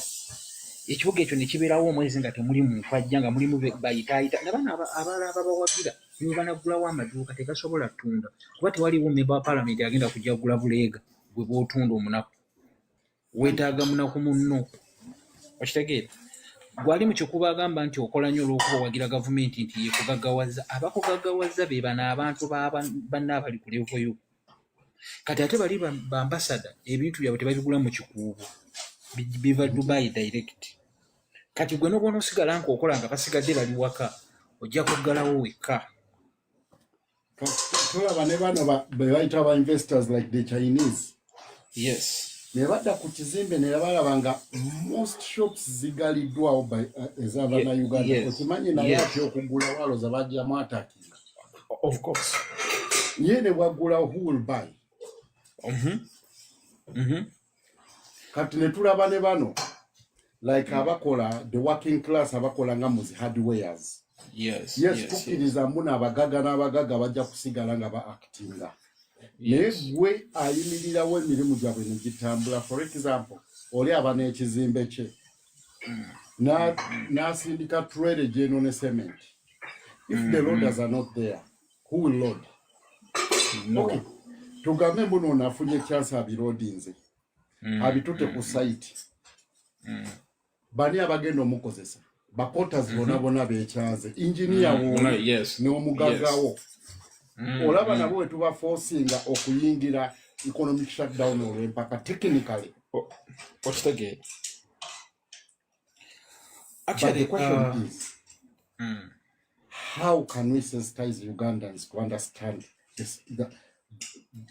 that tactic and the mathematics in it? Well, I think just like we had the protest vote sensation, people were sensitized and it really penetrated through all areas. So you even find it in the offices abanene kyatuuka ng'owulira ne IG kyavaayo n'agamba protest vote. It means kyatambula. Yeah, what is a kabanje? What is a protest vote? Nawulira ne byabakama naye ageegenya kati kabanje ogenda ku kabanje abajja kukwatanga enseenene. It means message yatuuka. Okitegeera nti kati olwaliro tulina advantage nti social media weeri. The only challenge we have tulinamu bakomanda batono. Kibakomanda senga mweyongera ne mubanga mugenda kutambuza message buli omu n'agikomandinga ku page ye n'agikomandinga ejja kutambula very fast. How to take out timeline kuba with goals without time frame sinzo obutasoboka kukola makulu. Ivo natula wano neŋŋamba whoever awulidde message eno of economic shutdown genda ogambe any other person ayogerera ku mutimbagano ogimunyonyole. The only person eyayimirirawo nakyo y'omukyala gwe bayita Gondi ono ali awo muddugavu. Nze nenzira ku ground nendaba side za Northern ne Karamoja n'entekayo abantu ne mugamba just organizing abavubuka bagende nga yes bamuyita NUP queen ya complain ne ngamba organizing abavubuka mugende nga musomesa abantu door ku door kye bayita economic shutdown. Ne ngamba mu bitundu byammwe ne wetufunako like 50%. 50% ejja kuba yabagoberezi. Ne ngambako ne mu Western I try to contact bano ba member ba parliament abagwa ne mba connectinga ne kibanyonyola naye bonna bagwamu amanyi ne bagamba twetaaga ne ku maloboozi ag'abakulembeze. Ne bagamba kuba amaloboozi g'abakulembeze galina engeri gye gatwigalingamu abantu then ife ne twongerayo omulimu. Nali ntandise okuconnectinga n'okwata obubu obutono bw'olinawo n'obaweereza ezo mufune akafo mupangise otandika okusensitizing abavubuka kikye baba banyonyola abantu kikye baba bakola ki just mubanyonyola okusinziira ku kihappeninga ku kitundu kyammwe bategeera obulumi buvaawa who causes the pain kubanga ffenna singeri emu gye batutuusaako akakakodyo. Abali eyo saidi za Karamoja balina tekiniki gye babatuusaako akakazibu ekyekizibu ate abali mu Karamoja be bategeera. So it calls for them abali ku ground okutegeera okuanalyzinga situation n'okuanalyzinga what brings about the situation bakinyonyola ab'okukyalo mu lulimi olwabwe. So that time wetuuka ne tufuwa effirimbi mbukakati okutandika ne Monday tetudda ku mirimu nga bayinza okucomplyinga at least ne wetufunako like agakatona ne wetufunako like 40%. Kati nentagetinga n'ab'amasanyalaze abakola ku mafuta bano ba drivers abavuga ebimotoka okubireeta n'abakola ku pump. Why? Kubanga in average Uganda ekozesa 5 million liters a day. 5 million liters a day. Nengezako calculatinga pa liter government ejjako omusolo gwa 1,500 mwago mwatano. Ezo sente soko zikubiseemu by 5 million. Then ozikubiseemu mu which government meka ku mafuta. What if ne concentrating kubagenda okupampinga mu boda abagenda okupampinga mu birole oba mu tax ne tubakwata ne tubakolamu like group yaabwe ne tuba sensitizing ne bayimirira omulundi ogwo omugaga ne watuuka ku petrol station tewali amupikiramu era naye ajja kwenyigira mu protest vote nga talina zimutwala alinye boda nazo tezitambula mafuta tebagatunda. Eyo strategy ekola nga toyombaganye na gavumenti temukubaganye teri tiyagasi avuddeyo teri kulumizibwa kuvuddeyo teri komera livuddeyo agakatonda ne tukikola ne tutagetinga just ab'obutale abatunda emmere n'amafuta kuba n'amafuta ago agenda okunona emmere mu byalo ajja kupaakinga. That means agenda okukola mu butale tajja kulimya tewali motoka ereetamu tewali ereeta amatooke bumonde biki tewali mafuta ge batunda naye coordination eyo yekyanumya omutwe buli wenjirowoozako nina wentuuka nempulira nga omutwe gunnuma. Toyinza kukwatagana n'abakulembeze abakusingako okubitegeera n'omugamba muno okay come and we have a seat tulabe buli wogezaako okuba contacting balowooza munogera balemesa kulayira kwabwe. Yeah, actually, let me tell you this. Revolutions are always created by the novices in politics. Tewali yo revolution ekolebwa ngeri successful nga agikoze professor agikoze nga very known politician abakola revolution mu mawanga gonna babeera from nowhere.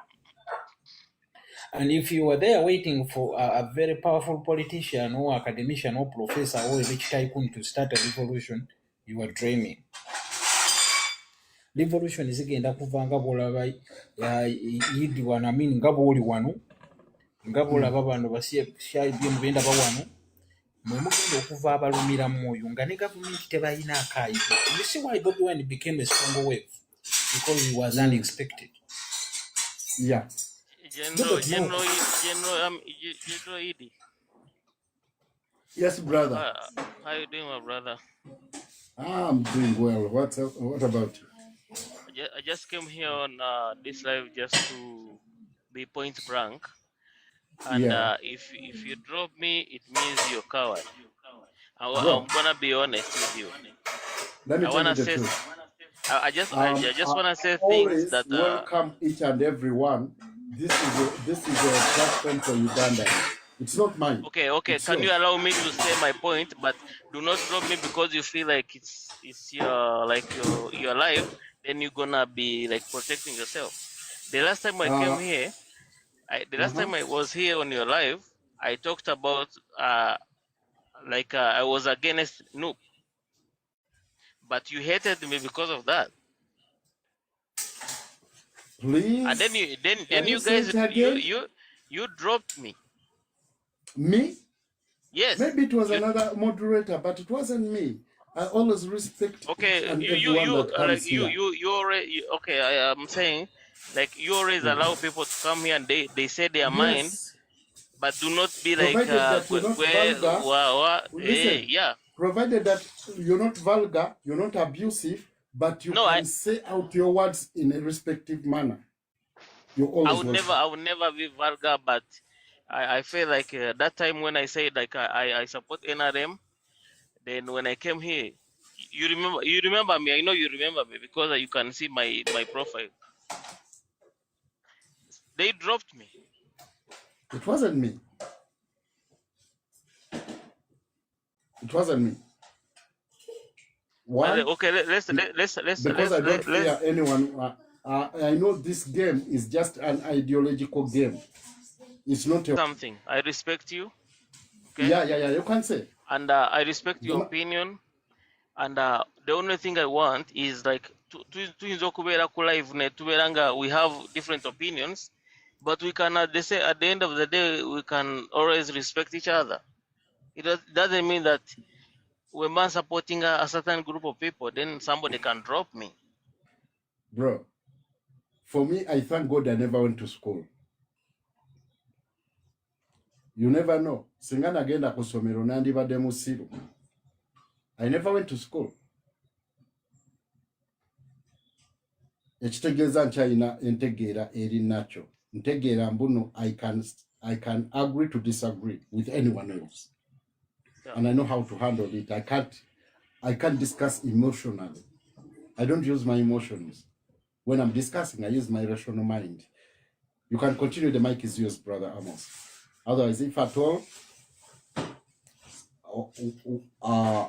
by mistake someone dropped you, I can't apologize. I know I normally don't apologize, but I can just say thank you for not being angry so much so that that could prevent you to come back. But the mic is yours, Amo. Go on. My point was, let's always agree to disagree, because you cannot have you can have your opinion, I can have my opinion, but we can always have to, like, we can agree on some terms. What we've been to Ngagwe General Idi, there are things that you believe in, but when even if I don't believe in your political matters, we can come up with a political solution. We come up like tukambe oriwanu upunze ndiwa NRM, but there are things that you believe in that I also believe in. We should always abuse each other all the time. Bonsanga want to know. No, what I'm saying, like, I'm not saying you. I'm being general. This is general terms. No. That's those are some people, and some people were taken already. Nenga tochimanyimbo abantu ababereyo ne batuvuma, like most of the time abantu ba no bavuma abantu ne bavuma everybody. Amo, let's be realistic. Boba Bata Skecho, we've seen graves, we've seen tortures, we've seen incarcerations, but I've never seen a grave of someone who has passed on. Nga echimuse kumuvuma, kumugoba, kukolachi. Mwete muvuma, thank you. Neenga mutta. Echo chetwagalo kumalao. So that's the problem, because ugosema mwe olinga gamba nze. Kati nangu ngambye ffe. But I've never hurt anyone. Dabayo general, let's be realistic. I'm not accusing you of anything. Okay, I was trying just to show you. I was trying to show you the reason as to why some people are abusive. Yeah, I know. That's why I'm saying. So omuntu ngoyo ino musasiro ino muwuliriza. No, njagala tujeyo ekintu ky'okugamba mbu gwe general, however much you support NUP, you are my brother. I still love you as my brother. Okitegeera? Sagala tubeereyo nga twekyawa n'ogamba mbu tonjagala oba ki obanga nze sikwagala, you know? Amon, nsaba nkwe ku information. My point. Nsaba nkwe ku information. Let me finish my point. Just accept the information. I'll give you all the okay, time, you bro. Finish. So, general, like we can be there. Omuntu ayinza okubeera nga yakukyawa nga takwagala because of no reason. Kati nganze oba gwe nobeera ng'ogamba nze lwakuba njagala NRM tonjagala. But when we come together and we have a discussion, you may find that we can have a common ground, and we are like nze nga brother oba gwe nga brother wange, we can have a common ground. We don't have to be like it's not about hatred. If I may ask you a question, chiche wali onkoze? Nokumanya sikumanyi. I've not even like. You don't know me? Yes. I don't know you, but still we can keep that friendship. Yebazibwe abooluganda mwasuze mutya. Tubeere eno mukamooli nga tuwuliriza ebituzimba. Mukulu Amoni, leka kutuleetera bintu byayita, ebintu ebibi bingi. Don't force us to come to a common ground when there is nothing that can bring us to common ground for now. If you have it, suggest it.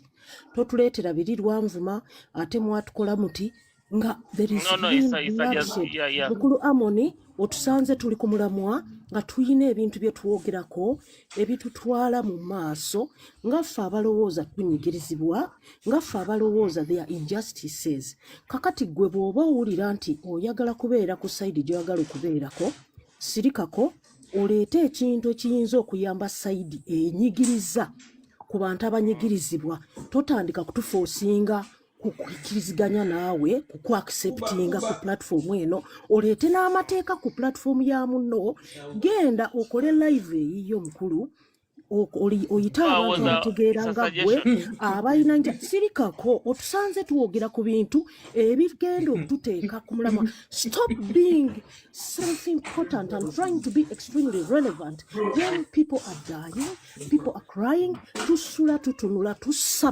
tusabira eggwanga lyaffe ebintu ebyabatwala mu nsiko tetukyabiraba mwatugamba mwagenda mu nsiko to bring around things that were better than what was happening but what was happening right now buli live gy'owulirako obujulizi bwonna weebuli katate naawe ozze wano osanze mukulu idi gw'omanyi yazikusesaawo meka agezaako okututereeza fe abalowooza nga fe ababuliddwako abantu baabwe n'abaneiba baffe n'ebirala byonna. Please respect us. You don't force someone to love you. If you are going to be accepted, just make sure you are falling in line with what justice should be. It is okay to sympathize with NRM, to be an NRM supporter. It is okay to be a NUP supporter, but justice, you know, to let makati for as long as the injustices, so kofune kumazi onyweko, we have little time when we're listening to this man. Amon, we don't want self-importance ya NRM wado. Stop it. No, I'm not saying that. Shut up, calm down. Mukama yebazi. To forcing abantu. Mugenda kutujja mu mwoyo. Okay? No, my point is I respect your opinion. Thank you so much, Maybach. But Olaba General, what she's trying to I was giving information to him. Okay. Allow me, Amon, to give you information. No, please. She was addressing me. If you could allow me to respond.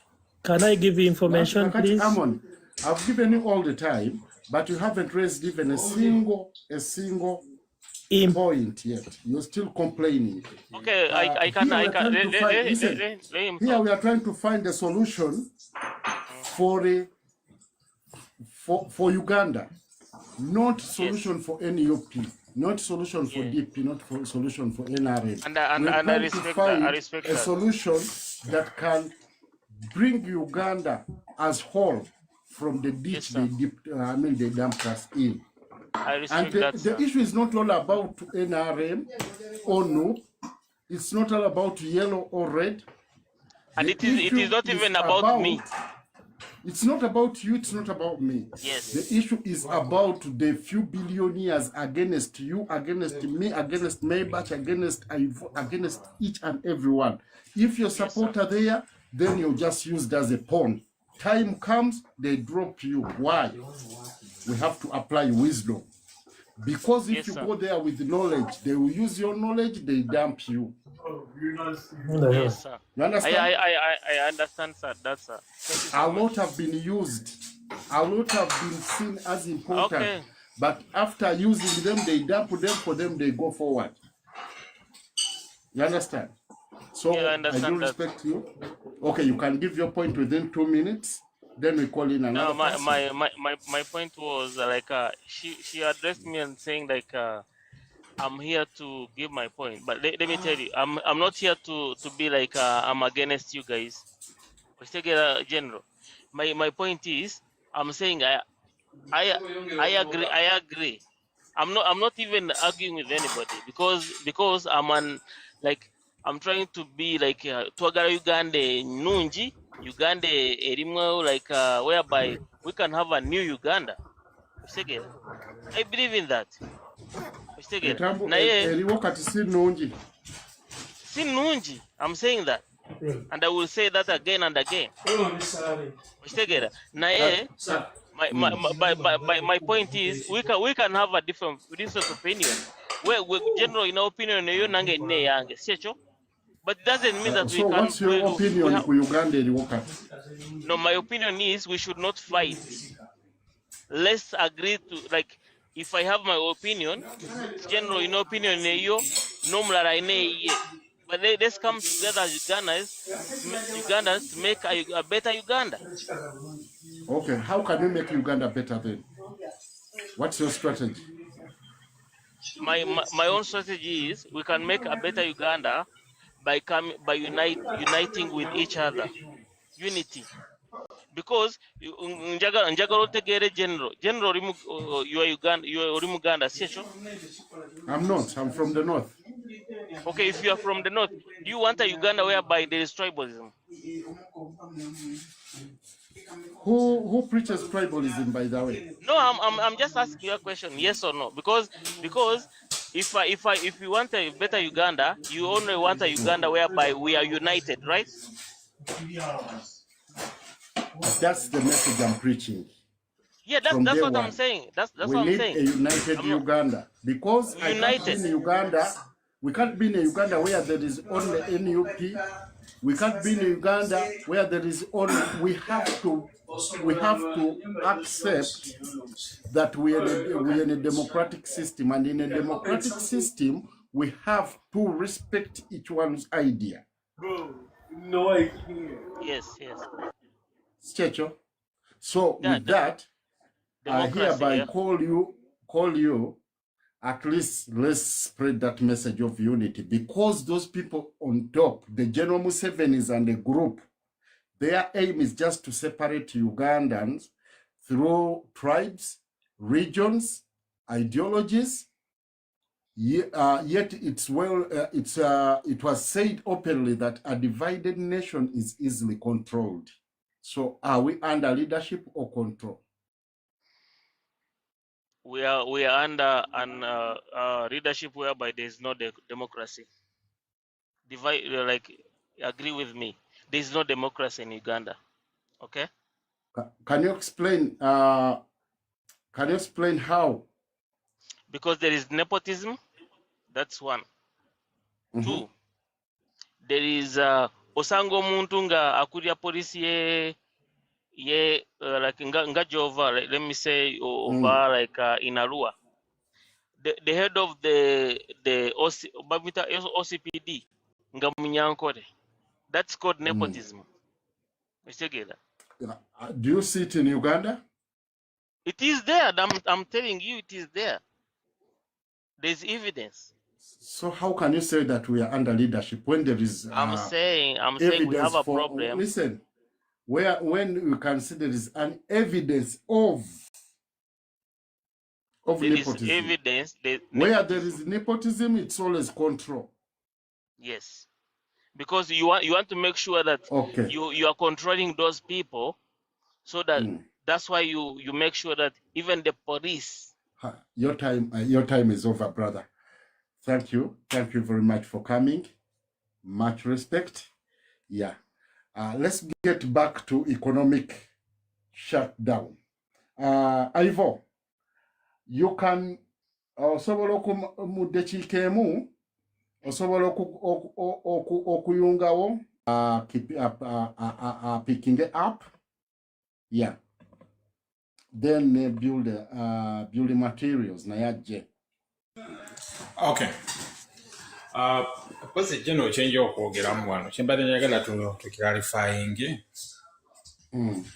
Bwe tuba tulina omulamwa wabaawo omuntu ajja ate ye n'ayagala okukugyawo ateekewo okugwe mu ngeri ey'amagezi.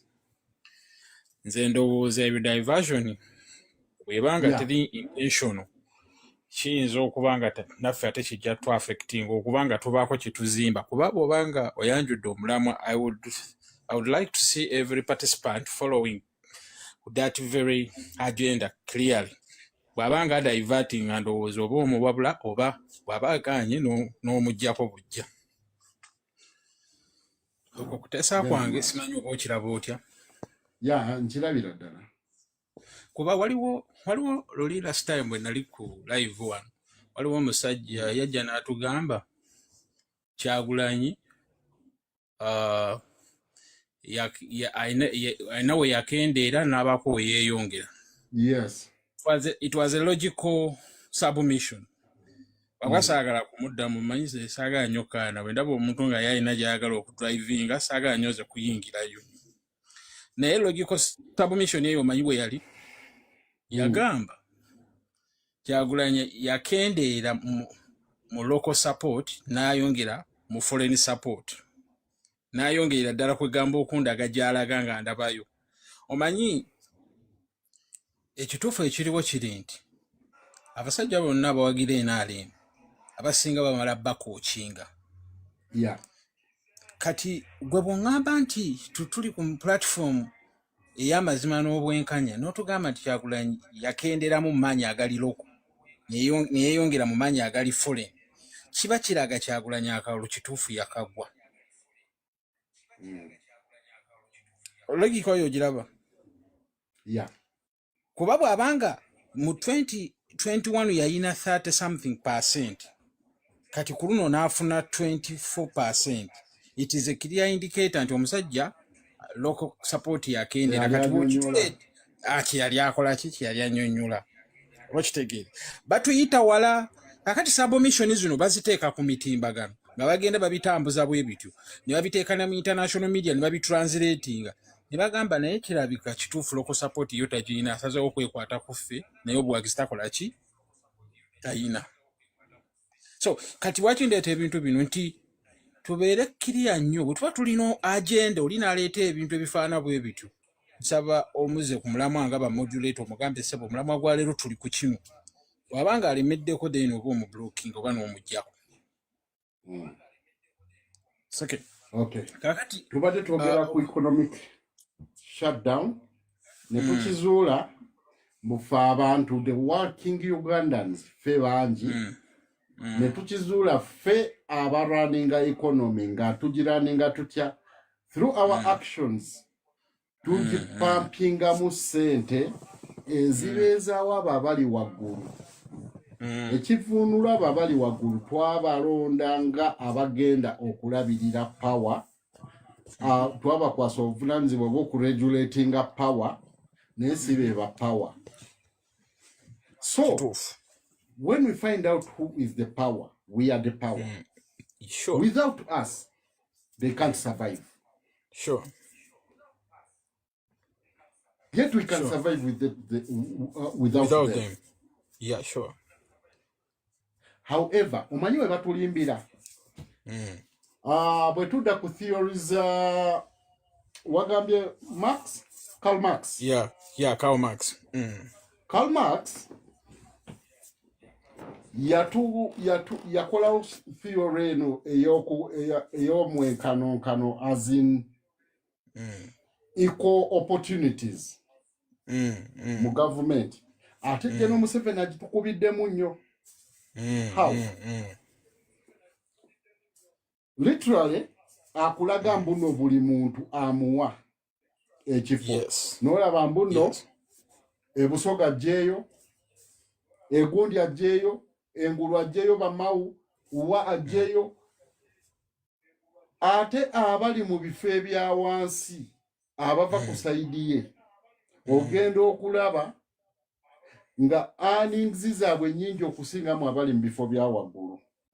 Karl Marx we yagamba omwenkanonkano oba the equal opportunity tetegeeza mbuno ofunye office oba ofunye omulimu equally n'omulala, wabula ogibaliranga through returns eza services zo.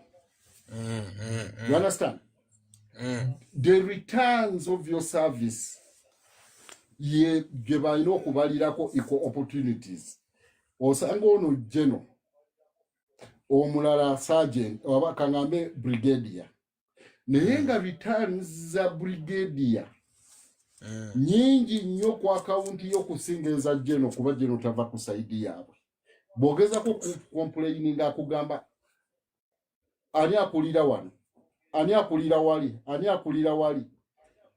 Naye ng'ate abali mu lower ranks okusalawo kwabwe n'ennyingiza yaabwe ate eba nnyingi nnyo okusinga eya higher office ng'ate gw'okola emirimu emingi. Kati the general kankugambe kino, we are on the economic shutdown, but you see waliwo abasajja bamuyita cat and can balina gye bayita systems theory. The system theory states, maybe if I could remember, that components of a system must work independently, though connected, to make a compound effect. Kyageza kutegeeza kankuwa ekyokulabirako. Olaba ng'olina owayalinga ebidongo ebyo ng'olina omuziki olina owayalinga ebidongo. Weetaaga amplifier, weetaaga zi cable, weetaaga socket, weetaaga generator, weetaaga zi top, weetaaga zi woofer. Naye top eyo ebeera complete nga yeemaliridde. Eyimiridde wali ekola independently. Yes, naye tesobola kukola compound effect kuwulira muziki ng'omuntu gumusonsula yina nawulira nga gujjudde nga tebagiconnectinze ku birala. Tebagiconnectize ku amplifier. Tebagiconnectize ate ku masannyalaze. Tebagiconnectize ne ku guni ne ku bass beams. Yes. Kakati ezo ze components ezikola system. What theory is that? Ngenda kola research kuyo. That is cat and can. Cat and can system theory. Cat as in CU.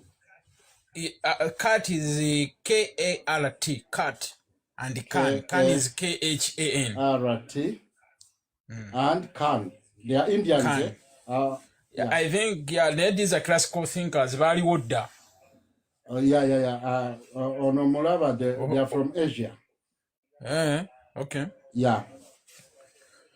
So, abasajja bano bakulaga nti buli component eriwo ku lwayo ng'ewedde eyinza n'okuba ekolebwa mu factory ya njawulo. Naye component emu ku zo bw'eba eyinamu obuzibu, system yonna efuna obuzibu. Okiwulira? System yonna efuna ki? Obuzibu. Nti kati senga wuufa gundi top eyo ogiraba ngeri complete naye nga amplifier sinnamu nkukakasa togenda nyumirwa muziki. Kikyengezaako okuzimba. Kyengezaako zimba kye kino. Nti ensi Kevo soko ojjeko wano leero waggulu maana mpa ku mukisa. Genda maaso bro. Okay. Ensi etambula nga eyina buli kimu kweyimiridde nti bw'olaba Museveni ali waggulu mu bire naye ayina components ezimutaddeyo. Gwandaba nawe wampuliriza, we are the components. We are part of those components. Cat and can bagamba nti a single disruption in the single component will make the entire system fail. Nti senga wabawo ekimu oba ojjako masannyalaze, oba top gy'ojjamu onojjamu akazindaalo, oba microphone gy'oyonoonye, omuziki gukomaawo. Kakati kyengezako kulaga nti we are also the component of the economic status of our country. Nti senga tusalawo nga ffe ne tugamba nti ffe bannayuganda ebintu ebikwatagana n'okutambuza eggwanga nga bwe liri tugenda kusooka twerumya omwaka mulamba bwe kiba kisoboka lwe lutalo lwe lugendamu teri kuddamu kulowooza ku byakugaggawala tugenda kugaana okukola buli omu akole gy'akola gy'abaalya kati tulaba bali waggulu kye bagenda okukola. Yes, it is possible. Kuba n'abaana basobola okutuula okumala omwaka nga bwe baatuula emyaka ebiri mu COVID ne baga teri kusoma, teri kutambula, teri kulya, teri kukola ki, gavumenti eba emaze okugwa. Nkukakasa tekiyinza na kumala myezi giwere ena nga gavumenti tennaba kutandika kutaga. N'emyezi egi mingi. Okitegeera? So, mu bufunze, idea yo eri much viable. Ale tewalina muntu gwe bagenda kukaka nti kero ogenda okole. Oli waka osirise, toyina gw'okubye, toyina kyokoze wabula n'abaana bonna bali waka batudde. Tebagenda kukakamu bajje bakube tear gas. Tewali kukakamu balete drone bakutwale. Tewali kujaga migo bakukube. Bagulwa n'ekyo kukola ne bakutunuulira bati ekiddako kwegayirira. Okitegeera? Bwe mugaana ekiddako obuyinza bwammwe buubwo. Okitegeera? Kakati challenge ffe gye tuyina tetumanyi nti we are part of that system. Era system eyo mu under management omukulembeze omugezi asobola okugyadjustinga on his advantage to his advantage. Let me give you an example. I'm an economist. The word economics means there are two terms. One is eco, having, and nom is meaning not having. The transaction which makes the economy. The one who has is looking for someone who doesn't have to njagalo jonkabaliro lubimbi nkuwe nti. So the economy cannot exist where both of you have. Yeah. Kakati one advantage ya dictator omukulembeze omubi manipulating abantu wajira. Namanya nti kati nti wenfuna abantu nga baavu nga baze mu parliament ngenda bakozesa kuba tebayina. Yeah. Kati kyo ne ba parliament oyo anitamu. Anitamu ng'omulaba